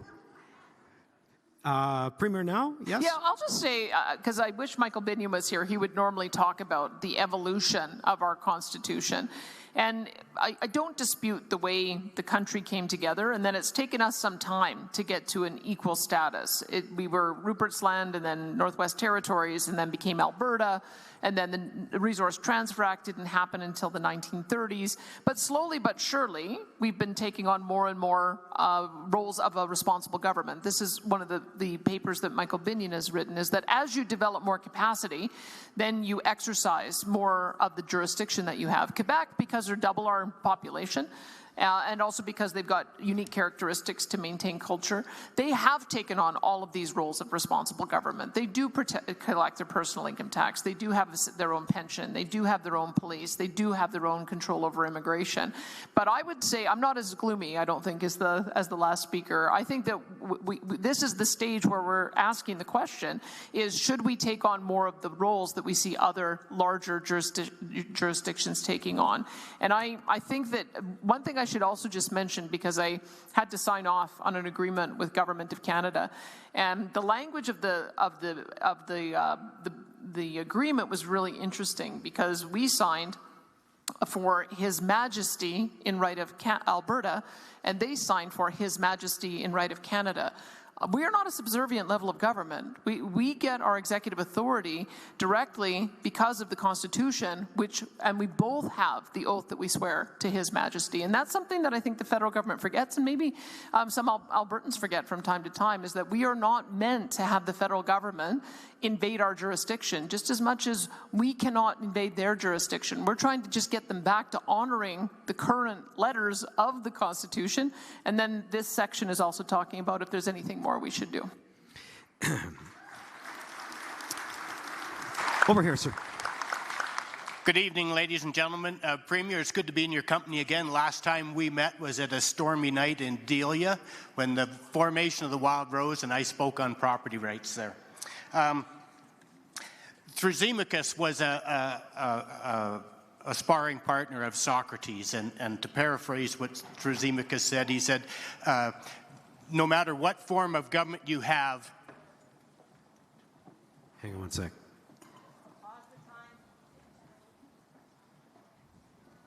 Okay. Okay, just somebody give me an okay. Are we okay to continue? Okay. Yep, okay. Go ahead, sir. To paraphrase Thrasymachus, he said, no matter what form of government you have, justice will always prevail, the more powerful. Going back to the last comment, the Ottawa government, the Alberta government are both creatures of the Westminster parliamentary system with peace, order, and good government. That's a creature of the King of England. If you go back to Shakespeare, he said, kill all the lawyers and kill them tonight, because only the king had lawyers. Nobody could protect themselves. Everybody from the Prime Minister to MLAs, MPs, premiers, judges, police make an oath of office to the King, not to we the people. If we have a Charter of Rights, a Bill of Rights in Canada, and a Bill of Rights in Alberta, how can you protect my Bill of Rights when every one of your oath of office is to the King and not to me the people? Okay. Want to just wait until the end? Premier, it's up to you. Do you want to take that now, or do you want to just wait until we get a few Well, I like the British parliamentary tradition, stretching all the way back to the Magna Carta, which was the original guarantor of private property rights, that the king could not act in a way that was outside the powers that were invested in him by the nobles at the time. And so that British parliamentary history is one that I think is a guarantor of where all of our rights come from. So maybe you and I just have a slightly different interpretation. I actually take some great comfort in the fact that we've been given executive authority that is not subservient to Ottawa. I think that that's actually a positive aspect of our Constitution. Excellent. It actually ended a lot better than I thought when he said, I haven't seen you since a stormy night in Delia. I had no idea where he was going. Let's go over here. Yes, evening, Premier and panel members. Thanks very much for spending the time tonight here. We appreciate it. My concern is constitutional inequality.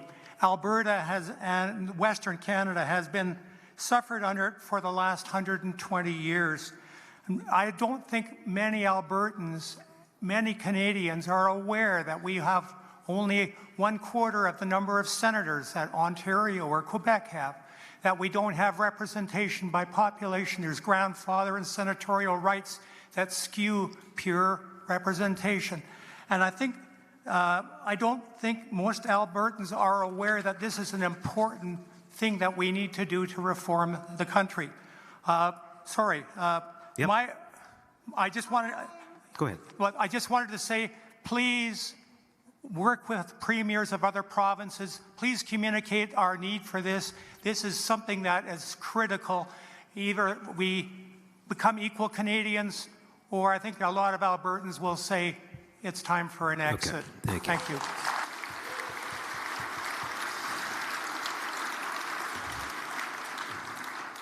Over here. Hi, my name is John Sador. I've been a long-term resident of Calgary, but I now reside in Trochu. My question for you is, I agree with a lot of these constitutional reforms, but how are we going to get them done? Because from both of Daniel Smith and Rebecca that have been spoken on this panel, we've had to defend ourselves against government overreach in Ottawa. And if we do anything in the constitutional amendment that goes to Ottawa, why would they ever give us more power than what they want to give us? So even though we may have executive function here within the province, they're already trying to claw that away. They already have done it. So what are we actually going to do? In my opinion, it's time to get rid of Confederation. It's time to step up for Alberta independence, and we make our own republic and we make our own rules. Thank you.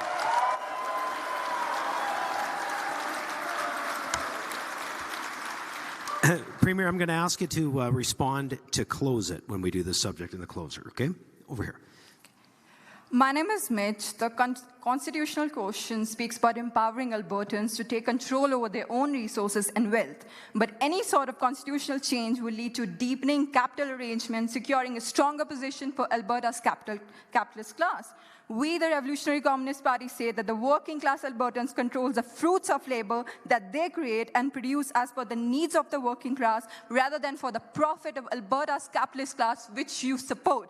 So I urge everyone who agree with their ideas, join the Revolutionary Communist Party.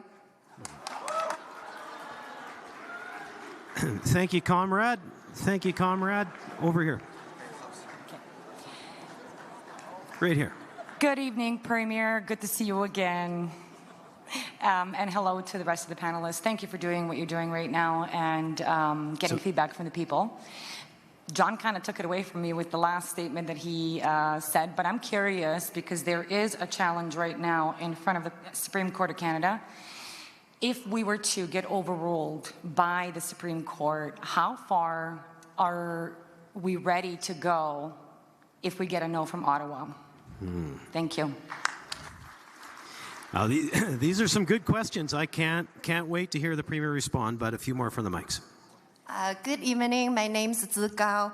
As a supply chain company helping local businesses import from Asia, we see our clients struggling with soaring costs and customs delays under the current U.S.-Canada trade tensions.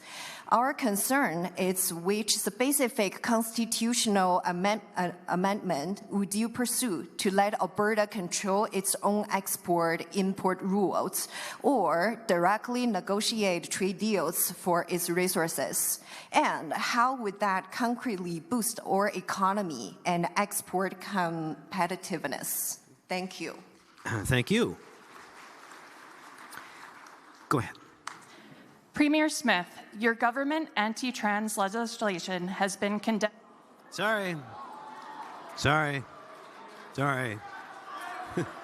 You don't get your 15 minutes of fame tonight. Sorry. Let's go over here. Might be the last question. I just asked Go you ahead. to speak directly to the mic.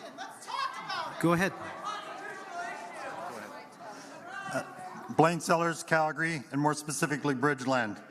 In 1867, in a colonial era, upper-class people designed a top-down democracy that was suited to the travel and communication realities of the time. In 2025, in a technological era that gives everyone unlimited access to information, video conferencing that transcends travel, and diverse communication capabilities, our woefully outdated democracy needs to be redesigned to match the pace and complexity of our times. I ask, if we Albertans don't lead the creation of such a democracy now, then who will do it and when? Okay, thanks, Blaine. So I wonder if I might put Grant Fagerheim on the spot here a little bit from the oil and gas sector to say, a lot of talk about dealing with Ottawa, about the differences. You've been in business a long time in the industry of the engine that drives the economy in this province. What is it like dealing with these two levels of government? What would you say that people might not see that you get to see up close?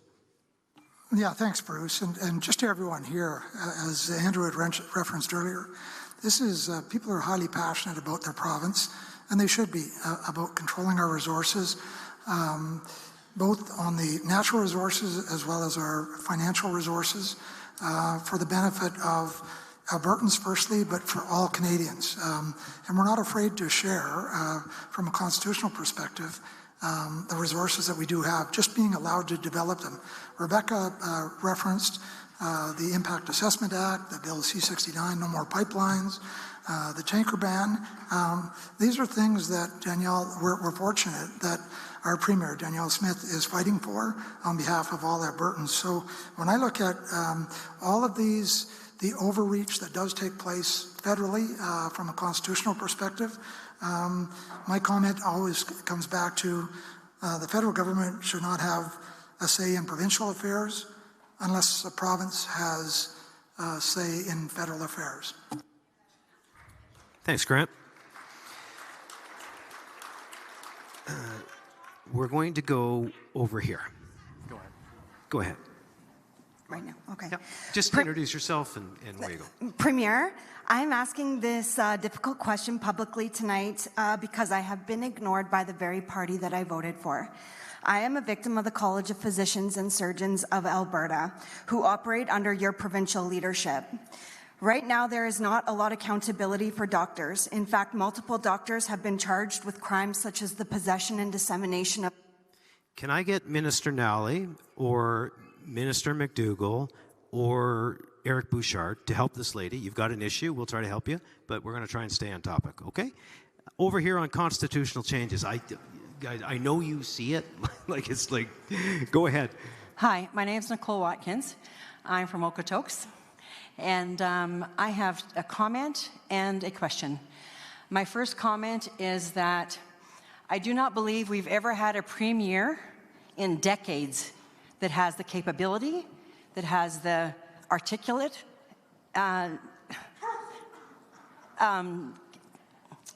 for prowess to be able to deliver what we need as Albertans to the Government of Canada. I believe Danielle Smith has stood up for Alberta, and specifically long and hard for 6, 8, 10 years, and has clawed her way up to this level, but she has not done so on the piggybacking of anybody. She works long, she works hard. Oh, sorry, that was my compliment. Okay. Okay. I'm surprised, I'll never say it. Okay, so here's my question. Real quick. I don't believe in separatism. Okay. People don't understand it. There's not enough information about it. Okay. I do not believe we should be the 51st state. Gotcha. Okay, my question is this. At what date will Alberta serve notice to the federal government that we are enacting our rights as a sovereign province through our premier? Okay.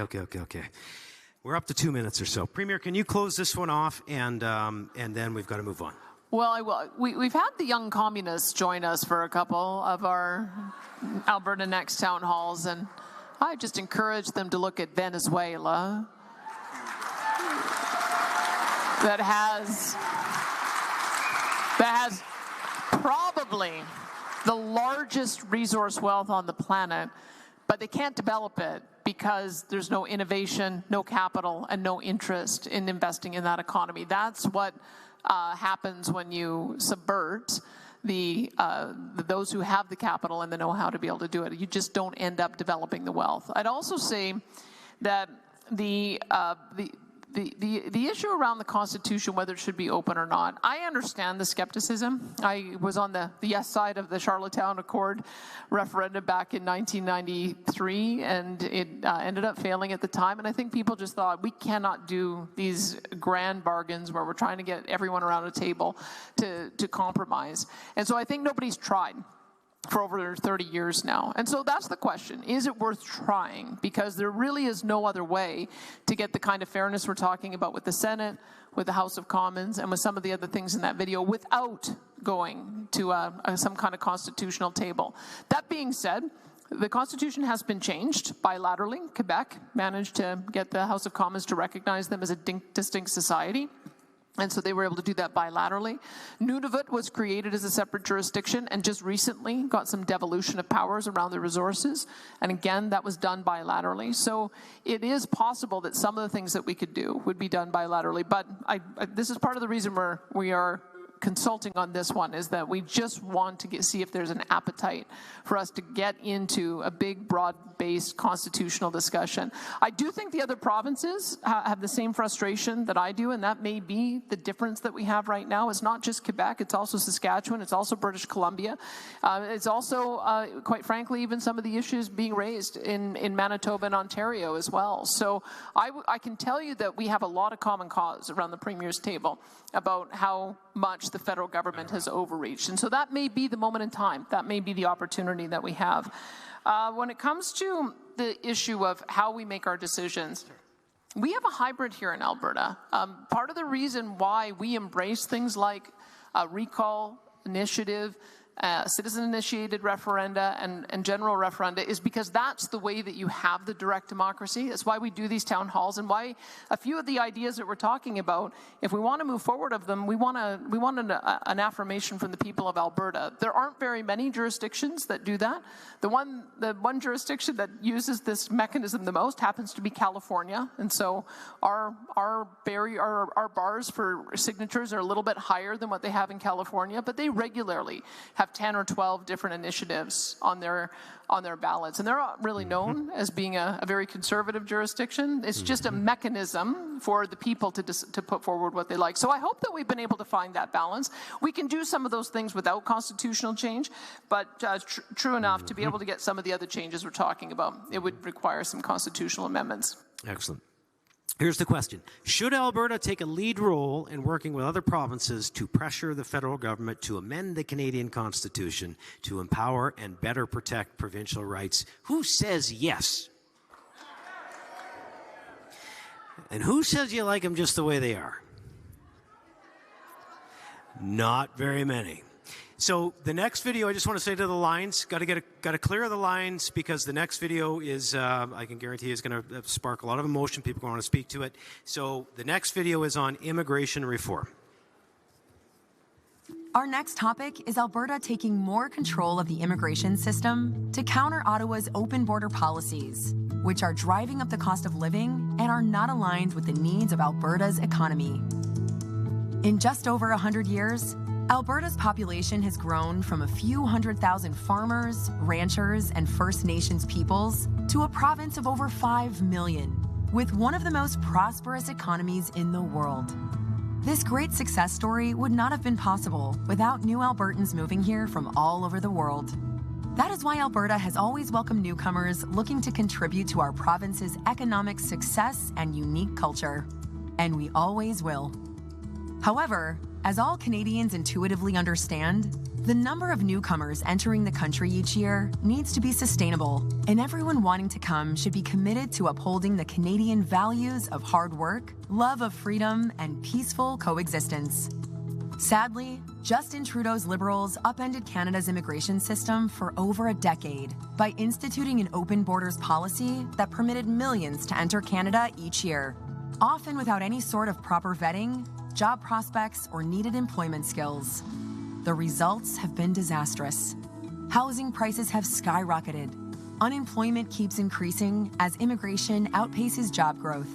And sadly, many of the divisions and disputes that plague other countries have begun making their way into ours. Further, Ottawa has ignored the request of Alberta to cut refugee claimants and student visas, and instead permit Alberta, like Quebec, to select a more sustainable and targeted number of economic migrants better able to contribute to our province's economy. What can Alberta do about the situation? Quite a bit, actually. You see, under the Constitution, immigration is a shared area of responsibility between the federal and provincial governments, which makes sense. Essentially, the federal government gets to decide who they let into Canada, but it's up to the provinces to provide the vast majority of the social programs that newcomers need. So obviously, we should have a say about who is coming here. If Alberta isn't satisfied with the number or economic qualifications of newcomers moving to our province, we may have the option to withhold provincial social programs to any non-citizen or non-permanent resident who does not have an Alberta-approved immigration status. This would likely encourage more sustainable numbers of immigration overall, while supporting the entry of newcomers that can contribute to our provincial economy. If Alberta went this direction, Ottawa could decide to fight Alberta on this issue in the courts, and there would be some additional costs in taking a more hands-on approach to immigration. However, much, if not all of that cost, could be offset in corresponding savings to our social programs. So, should Alberta take more control of the immigration system in this way, or continue with the status quo? And how can our province convince Ottawa to act more responsibly with their immigration policies in the future?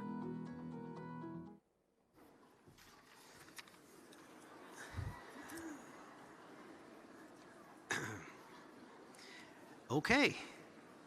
Dr. Binney, would you kick us off on immigration reform and tell a little bit about your story about when you came here with your family, what it's like today, and bonus points for telling an impactful story quickly? Thank you, Bruce. Sure, I can do it. So I come from a traditional Chinese medicine family 33 years ago. And, we made Calgary our home ever since, so we never left.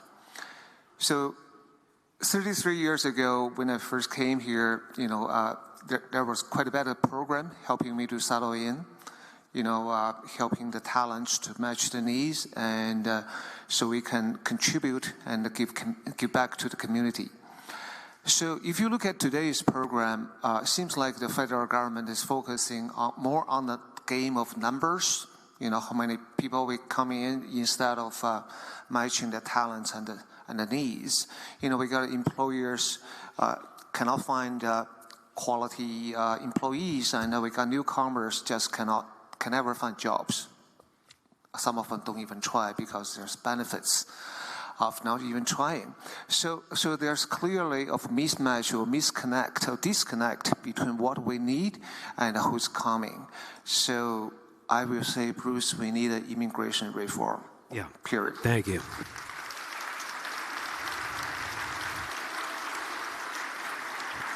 So you're such a gentleman, but I'm going to put you on the spot. Is it worse today than when you came?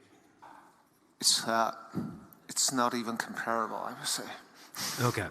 Start over here tonight. Thanks, Dr. Betty. Good evening. I'm Ernesto from Calgary. This is my question. In the last 2 decades, the government of Alberta relied heavily on immigrants to fill labor shortages across industries like oil and gas, transportation, construction, hospitality, health, etc. What is the government doing to better match skilled immigrants with local job opportunities, such as recognition of foreign credentials? Thank you. Yeah. That's one question we're going to write down. I know the Premier is going to cover it shortly, but let's go here. Hello, good evening. My name is Phil, and I live in Canmore. Hi, Phil. And I'm using immigration to point out what I think is the sham of this panel. All these people here are from Calgary area. The Minister of Immigration received a mandate letter that says he or she should work towards achieving a more sustainable level of immigration with a focus on economic migrants able to contribute to the growth of our economy. Now, if you've been paying attention to the video, you will have seen exactly those same words on the screen. Why is the panel in such a hurry to ignore the opinions of this room and issue that mandate letter to the minister? Thank you. Premier Smith, I am very disappointed in you. Phil, I think you're about to find out we're very much considering the opinions of this room. Let's go over here. Good evening, Premier and panel members. Thanks very much for your contribution to bring Alberta development. My name is Michael. I live in Calgary for 7 years. As a drone company manufacturers, and we hired some prevalent, high-skilled workers from our universities. Now, they usually have 3 years work permit, but now our current policy is still is very slow. They didn't get their response, even for 3 years.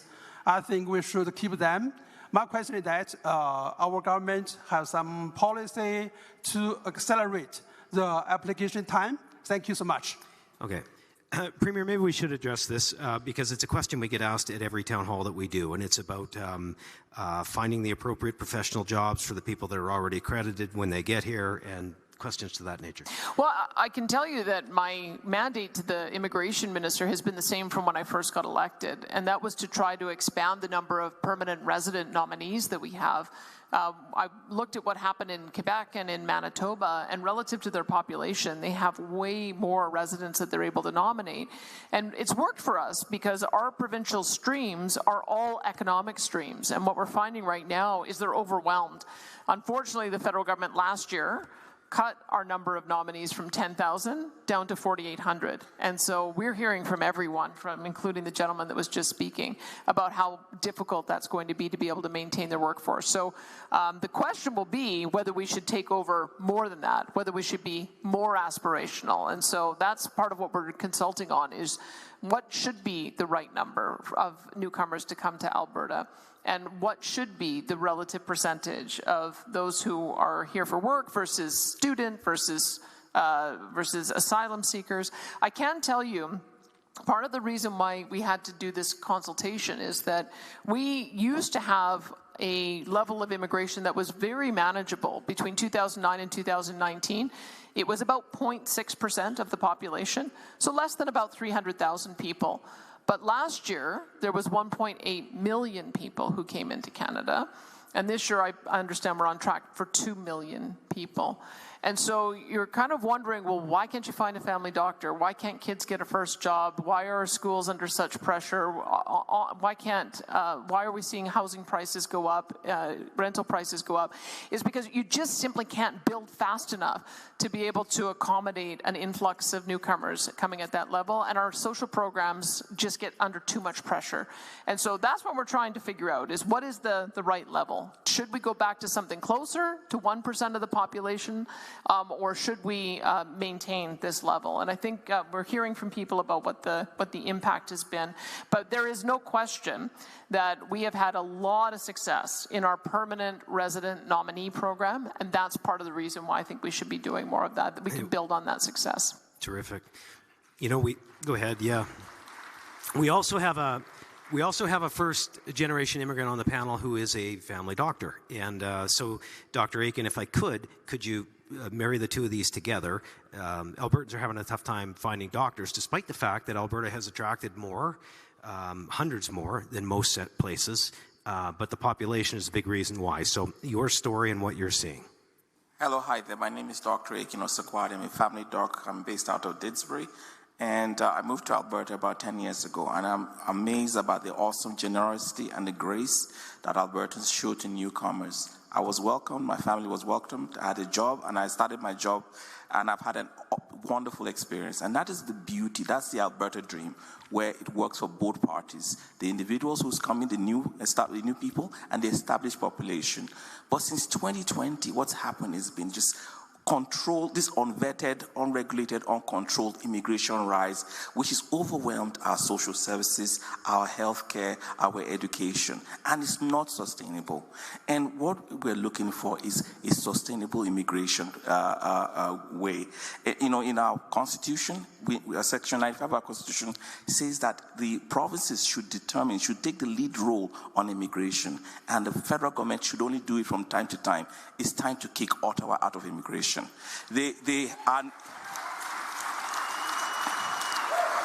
This is not about anti-immigration. This is about sustainable immigration, sustainable numbers, and enacting what is in the Constitution. The provinces should determine the number, the scale, and the type of immigration, not Ottawa. It's time to return immigration back to the provinces. Since they provide the services, they should determine the numbers. Thank you. Thanks, Dr. Akin. Go ahead. Right out front. Hi, my name is Carol, and I'm an immigrant. I came to Alberta in 1980. I've worked in healthcare all my life. My husband's small business employed many people. I believe that immigration should align with job vacancies that cannot be filled by Albertans. And compassionately, we should allow a small number of refugees, which should be supported by the government who brought them, which currently is the federal government. Premier Smith, you said that when the panel has finished its work, it will recommend which of these ideas will be put to the people of Alberta for a referendum vote in 2026. So my question is, if the majority of the survey respondents accept or reject any of these ideas, will you still have a referendum? In which case, what's the point of us being here? And isn't an election the usual way Albertans make their voices heard? Thank you. Thank you, Carol. Premier, now or in a minute? I'll just say that there are some issues that I feel like we are getting enough of a consensus that we may be able to move on. Some we may reject, and others that will have to be put to the people. And so that's what we have our panel deliberation about. And so this will be our last in person. We have another one online on Wednesday. And then we'll be meeting as a group to figure out which pathway we're going to go with all of the ideas that we heard. Excellent. We still have a couple of long lineups, so let's go over here. I have a software company, and our software is sold to more than 6,000 customers in over 40 countries. And we are having difficulty hiring top talents. And I hope our Premier will quickly get more say in immigration and bring in more skilled immigrants. Nice. You, sir. Yep. Hi, James from Calgary. The UCP says that immigrants are to blame for driving up the cost of living. I think it's rich coming from a government that has not increased the minimum wage in the province for 7 years. Alberta is soon to be the province with the lowest minimum wage in the country. The grocery monopolies are artificially increasing their prices. Real estate companies are still hoarding empty homes to speculate on the housing market, neither of which have anything to do with immigrants. These politicians want us fighting each other because they know that if Albertans and immigrants come together to fight for the quality of life that is possible with the vast wealth that they hoard, these politicians and the bosses they defend would lose. If you want to build a working class movement that can take back the wealth that is rightfully ours to build a better world for all of us, come to the Revolutionary Communist Party.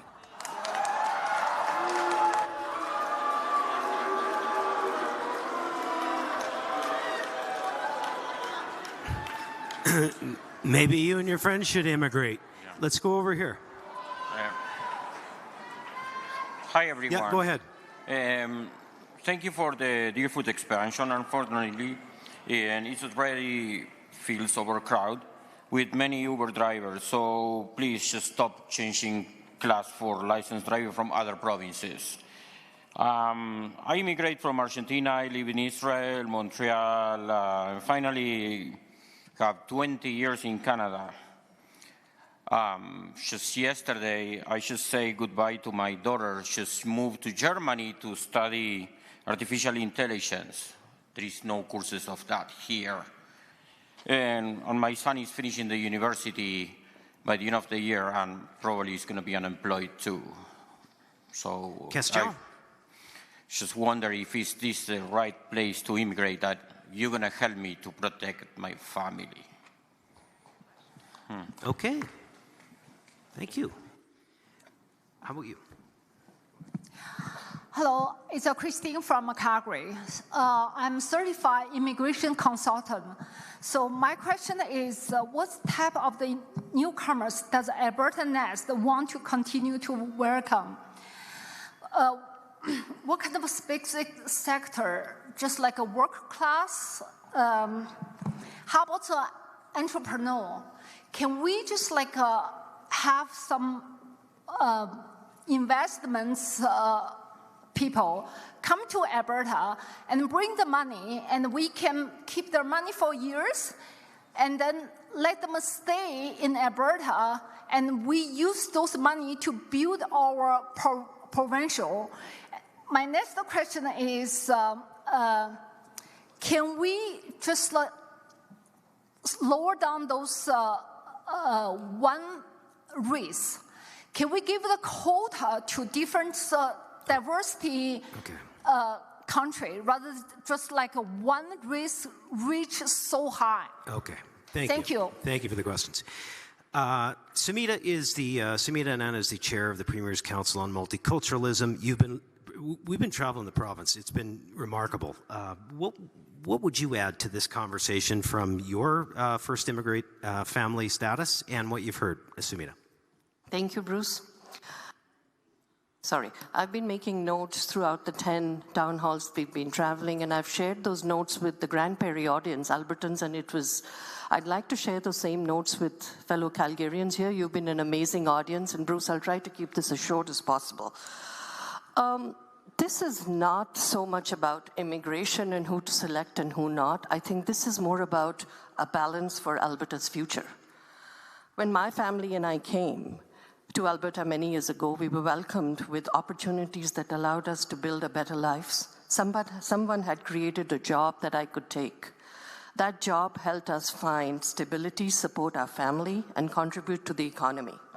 We were also able to find affordable housing, which helped us settle and put down roots. That experience wasn't about me or my family. It's a story shared by many immigrants who came here with hope and worked hard to build a future. We are not separate from Alberta. We are Alberta.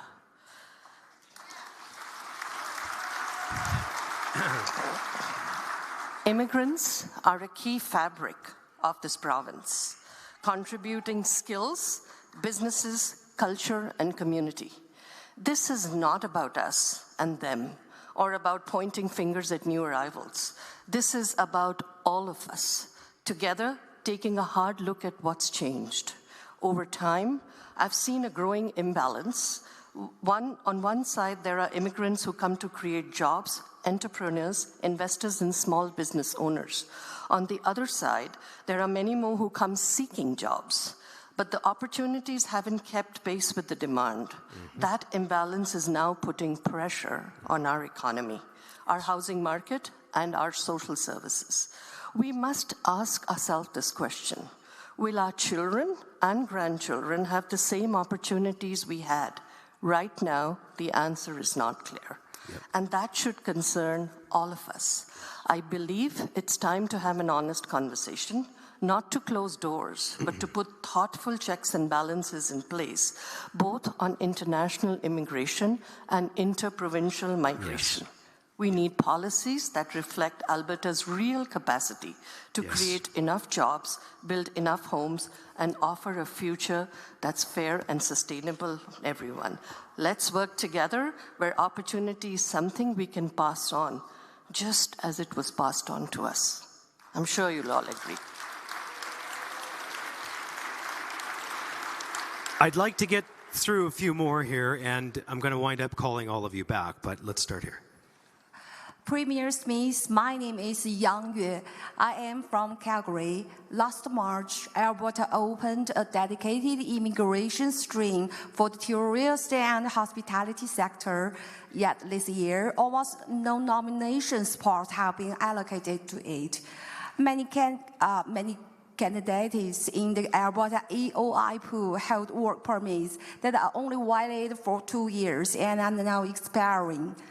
These are people who pay taxes here, who have bought homes, whose children are in our schools. They built their lives in Alberta and made real contributions to our tourist and hospitality sector. Without timely nominations, we risk losing this skilled and experienced workforce at a time when Alberta needs them most. Acting now would show that Alberta values the people who have already invested their future in our province. Is there anything we can do to make that happen? Thank you. Thank you. Premier, can I ask you to close this one off? Let me see if I can answer. I mean, if you want to know the framework I'm thinking of, and this is what I think would answer a lot of the questions being raised here, is if we were to go back to a level of migration of 1% of our population, that'd be 50,000 people. And if we had the ability to choose through our permanent residence program to nominate 35,000 of them, then that would be the kind of balance that I think would make sense. And it's the kind of thing that we see in other jurisdictions like Quebec. Quebec actually nominates 55%, but they want to nominate all of them. But when you look at what we actually have the ability to nominate, it was only 4,800. And so that's why all of our streams are oversubscribed.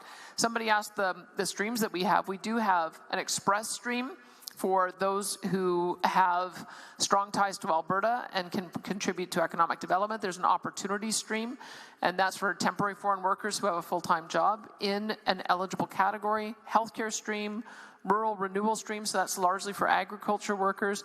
We do allow for international graduates from a Canadian university, skilled and semi-skilled workers, entrepreneurs, and other high-demand occupations. So we have, I think, the right program. We just don't have the ability to nominate enough people in them, and that includes the tourism stream. So I'll take that away to see if there's something in particular that is causing a problem in getting nominees in that stream. But the real problem is we probably have about 20 or 30,000 people who are seeking this nomination status, and we only have 4,800 that we can approve. That would be one thing I would say. To the gentleman on AI, I can tell you we have one of the foremost experts on artificial intelligence at the University of Alberta. He just won the Turing Award, which is the most prestigious award in AI, and we also have AMI, which is our Alberta Machine Learning Institute, which is world-renowned. So I think maybe we can attract your daughter back here if you just let her know. Maybe not Calgary. Calgary's got, we'll have to see if we can get them to catch up a little bit, but maybe at the University of Alberta, that might be the place to end up going there. And I think I answered all of the questions. I don't know if I missed any of them, but that is what we're seeking the input on, is do we go back to what the original intention of the Constitution was, which is that immigration should be principally led by the provinces, with Ottawa making rules from time to time, which is the language in there. Right now it's completely flipped, where Ottawa makes all the rules and we barely are able to have any input on it. And I think that's what's caused the mismatch. I think I know where this is going to go, but I'll ask anyway.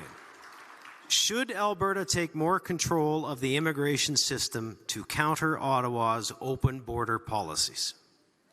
Who says yes? Who thinks the immigration system is working just fine like it is? Amazing. Okay, let's watch a video on provincial tax collection. Our next topic is the option of Alberta collecting all provincial personal income taxes, rather than having Ottawa do it for us. Today, when Albertans file and pay their personal income taxes, they do so through the Canada Revenue Agency, which then remits the provincial portion of those personal income taxes back to the provincial government. However, Alberta businesses file and pay their provincial corporate taxes directly to the provincial government. Quebec does it differently. They collect both personal and corporate income taxes directly from Quebecers, bypassing the CRA altogether. What if Alberta did the same? There would definitely be startup and ongoing administration costs, but it would also mean bringing good-paying jobs to Alberta instead of funding federal employees in other parts of the country. Under Canada's Constitution, levying and collecting taxes is an area of provincial jurisdiction, and Alberta could transition over the coming years to collecting our personal income taxes, as we do with corporate taxes now. So what are some of the benefits to Alberta collecting its own personal income taxes? 1, better provincial tax policy. Currently, Alberta sets its own tax rates and credits, but definitions and treatments of income are still largely tied to federal rules, which limits our flexibility to implement more effective and competitive tax policy. We saw this recently when the federal government changed the rules on capital gains for doctors and other professionals, and Alberta was effectively forced to follow those same rules as it related to provincial personal income taxes. If Alberta were to collect its own taxes, we could tailor our entire tax framework to better reflect our economic realities and provincial policy goals, while declining federal changes to certain portions of tax policies that detrimentally affect provincial income tax policy. This could open the door to streamlining calculations and simplifying provincial income taxes for Alberta residents. 2, jobs and economic opportunity at home. Collecting our own taxes would also mean establishing the infrastructure and staffing to support it, creating thousands of good, high-paying jobs right here in Alberta, instead of funding positions in Ottawa or other provinces. 3, more Alberta, less Ottawa. By moving away from the federal administration of the CRA and collecting provincial income taxes by ourselves, Alberta can exercise more direct control over a core aspect of self-government, thereby increasing our provincial independence from Ottawa. But there are also potential drawbacks to consider. 1, a long-term commitment. Establishing Alberta's own personal income tax collection agency would not happen overnight. Estimates suggest it could take up to 5 years to fully build out the necessary systems and staffing. This would be a major logistical undertaking that would require a sustained commitment from Albertans and their government. 2, significant financial investment. The estimated cost to implement Alberta's own tax agency ranges from $750 million to $1.5 billion over several years. Once operational, the system could cost up to $750 million annually and require hiring as many as 5,000 new public employees. These are substantial expenses that must be weighed against the benefits. 3, potential for added complexity. There are also practical implications for taxpayers and businesses. Albertans would need to file separate federal and provincial tax forms, although online filing would likely ease that burden. There may also be increased complexities for businesses and Albertans working in different provinces throughout the year. Now, tell us what you think about the idea of Alberta collecting its own personal income taxes. Okay, on this subject, this just blows me away. On this subject or any other that you wanted to get to the mic on tonight and you didn't, so the previous videos as well, and we'll get it going, okay? First, you know, we haven't heard from Adam Legg yet tonight, and it's funny because he's like the president of the Business Council of Alberta. So, you know, on this issue, Adam, I wonder if you'd weigh in and just in general on the tour. Thanks, Bruce, and thank you for joining us this evening, everybody, sharing your views. Really, I mean, something like this is about competitiveness. It's about being able to attract and retain the best people, making Alberta the most attractive place to live and to work. Because if we collect our own personal income taxes, that's an ability for Alberta to chart its own course with respect to tax structures, tax rates, etc. And that could be a differentiator for my members, the companies of Alberta, to say, come to Alberta, stay in Alberta, we've got the most competitive tax jurisdiction. For example, when the federal government decided to increase capital gains taxes, if Alberta was collecting its own personal income taxes, we could just say, sorry, no, not doing that, and we could make our own decisions on what we want to do on the capital gains tax. So that's a competitive advantage. I'd also say other things like the pension plan also have a competitiveness aspect of it. The immigration piece is a critical piece for being able to pick the right people around the world to fit the roles that we have in demand for Alberta companies. And so there's lots here that is really about competitiveness, keeping Alberta as competitive and attractive as possible compared to other provinces and other countries. And finally, I think the entire initiative is really about addressing fairness and functionality of the country, which needs a lot of work right now. Yep, well said. Well said. Okay, on this subject or the other 5 videos that you saw tonight? Hi, I'm from Calgary. I was born here. I've lived here all of my life. I get the impression that lots of people here would like to cut out the federal government entirely.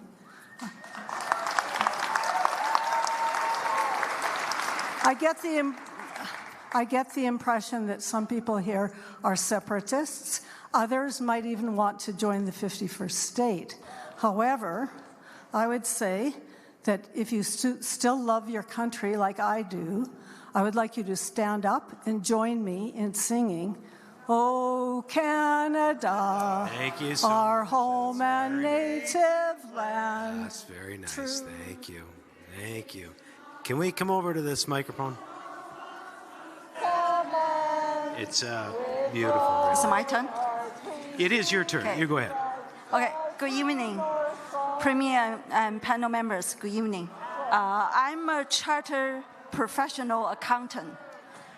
In my idea, I totally support. I think for Alberta to collect its own tax is a gorgeous idea, not just for corporate tax, but also personal income tax. Because by that way, we can use all the funds directly into Alberta. So that way we can grow our economy and also build up more jobs for Albertans.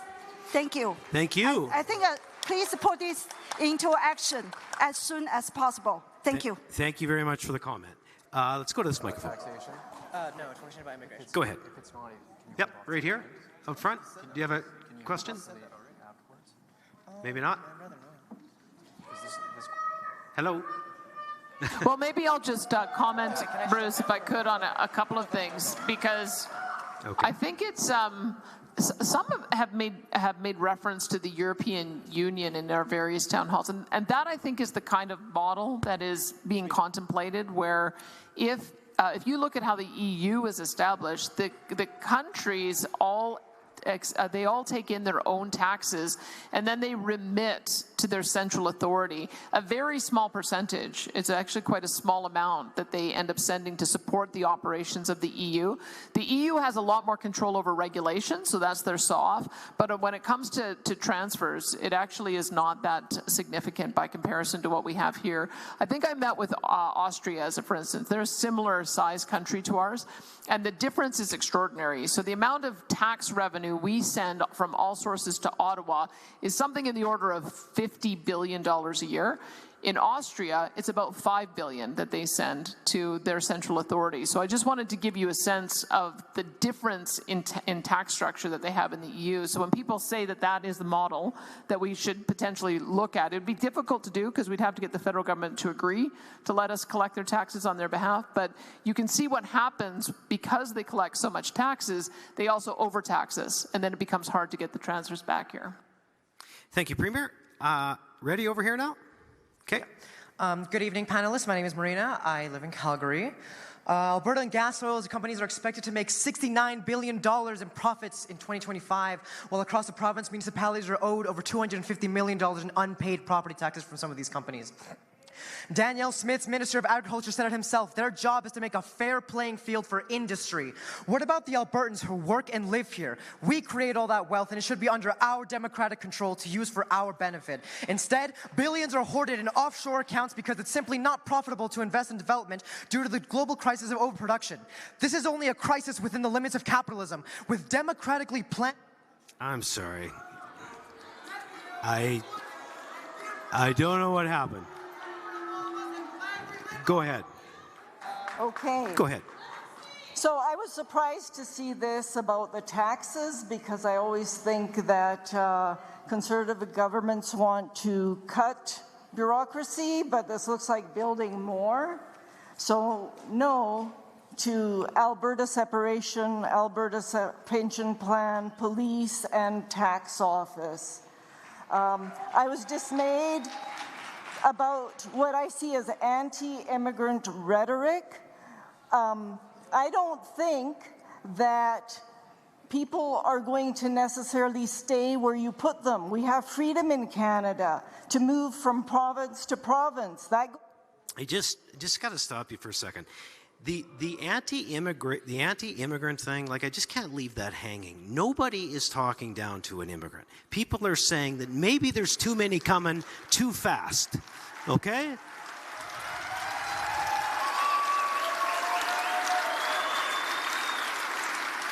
So we've heard about enough of that. And if it's the same thing in this line, forget it. We've heard about enough of you, too. Hey, Glenn, as an MLA in rural Alberta, Glenn, can you give some context from traveling around this province? Obviously, these few voices don't represent what we've heard. These people sitting here represent what we've heard. Could you put into context sort of what you've heard and where you see us with Ottawa? Okay, thank you, Bruce. And one thing that I've learned over the town halls that we've been able to do is that there's many differing opinions, and that's good. At the end of the day, it is about listening and trying to understand the direction that Albertans are looking for their leaders to actually move in a direction. What's being discussed at these town halls is essentially discussions over authorities within the current constitution that we currently have, if we choose as Albertans to move down in those directions. The discussion around policing, the discussion around taxation, the discussion around pension, immigration, these are all currently authorities within the current constitution that Albertans can choose to, as Quebec has chosen to, take more authority in. And it's too bad that Michael Binion's not here tonight. He's done a paper. It's getting peer-reviewed right now with regards to Quebec's responsible self-governance and how that's allowed them to move forward in a direction of being a distinct society within Canada, a nation within a nation, however you want to term that. So I think for myself, I do believe there's a lot of Albertans that are ready to move forward in these certain areas. Some of it is fear versus faith. Do we have faith in Albertans to be able to do as good a job or a better job than what we currently have under the federal government doing? So I think that's largely the question that's before us is, do we have the faith in Alberta and Albertans to be able to take over and do more of the powers that are available to it within the current constitution? Yep. Thank you, Glenn. So good. You know, I usually ask my friend Stephen Buffalo here about policing because in some of his communities it's done differently, and there's a broad variety of dealing with many issues. So I'd be remiss if we didn't ask you, Stephen, before the end of the night, like your take. Obviously, the Indigenous population is significant in Alberta. On this panel, participating in what you've heard.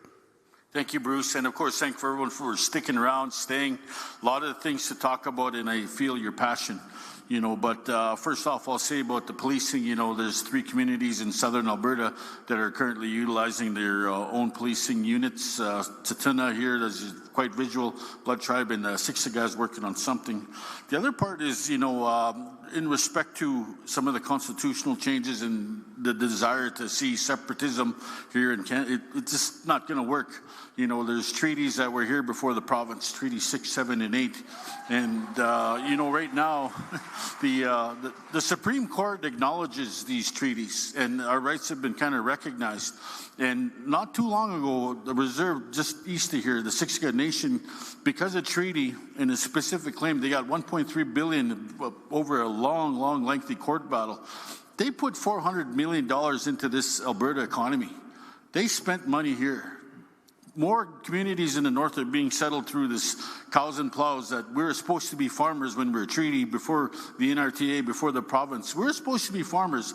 They didn't fill out that mandate. So now the government is settling on some of these things under the treaty rates, and they're spending that money in Alberta. So it's very important that we recognize and continue to work. So these 6 items we talked about tonight, I see a path forward, but it takes strong leadership on both sides to go down that alley.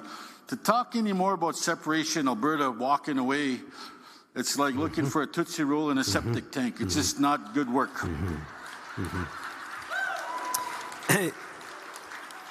Stephen never hesitates to tell us how he feels. It's been interesting traveling with him. Premier, can you close us off with some thoughts on the panel on tonight and what we've heard? Well, trying to bridge the divide. That's what I always try to do after all the great input tonight. And so I guess what I would say is that even with the Communist Party, who is here this evening, I would say that maybe they should join us in wanting to build pipelines and develop our resources, because you can't get this product to market by teleportation. You actually need to build the infrastructure in order to do it. And to this point, I haven't seen the communists stand up and say that we should be building things like a Northern Gateway 2.0 or the Energy East or the Keystone XL. And why does that matter?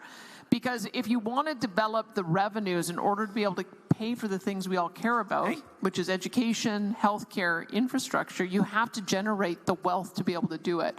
We've been going down a path for the past 10 years where governments in Ottawa felt that they could just create money out of thin air. It's led to the inflation crisis. It has led to the decline in our standard of living. It's led to fleeing capital, and is part of the reason why we had, at the beginning of this evening, somebody talking about the very serious danger that the federal government might become unviable. We have to get back to the idea that you have to create wealth before you can spend it. And one of the things that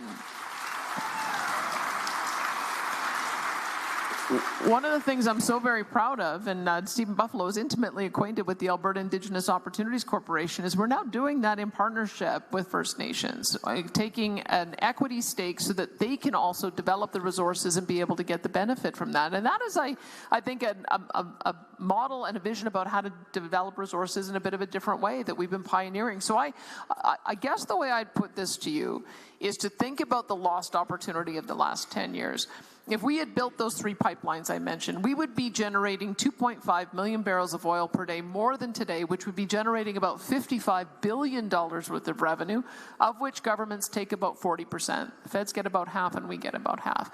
You can solve a lot of problems with that kind of wealth. That's the reason why I think the frustration has been around the province, because we cannot have the next 10 years be as damaging as the last 10 years were. And by being able,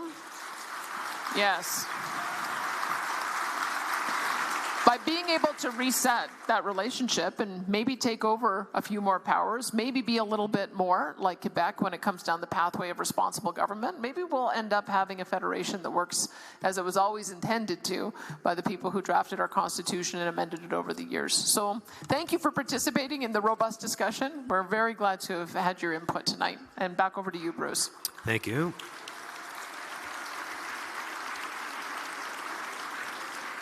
I just want to thank you as well, and just from a moderator's perspective, like the great majority of people that come to these things are fabulous. Even those that disagree. You can disagree without being disagreeable. But these days it seems like people tell you not to do these things because, oh, you never know who's going to come or what they're going to say.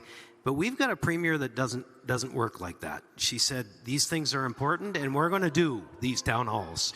So thank you all for hanging in, for being here tonight, for participating, and see you again. Thank you.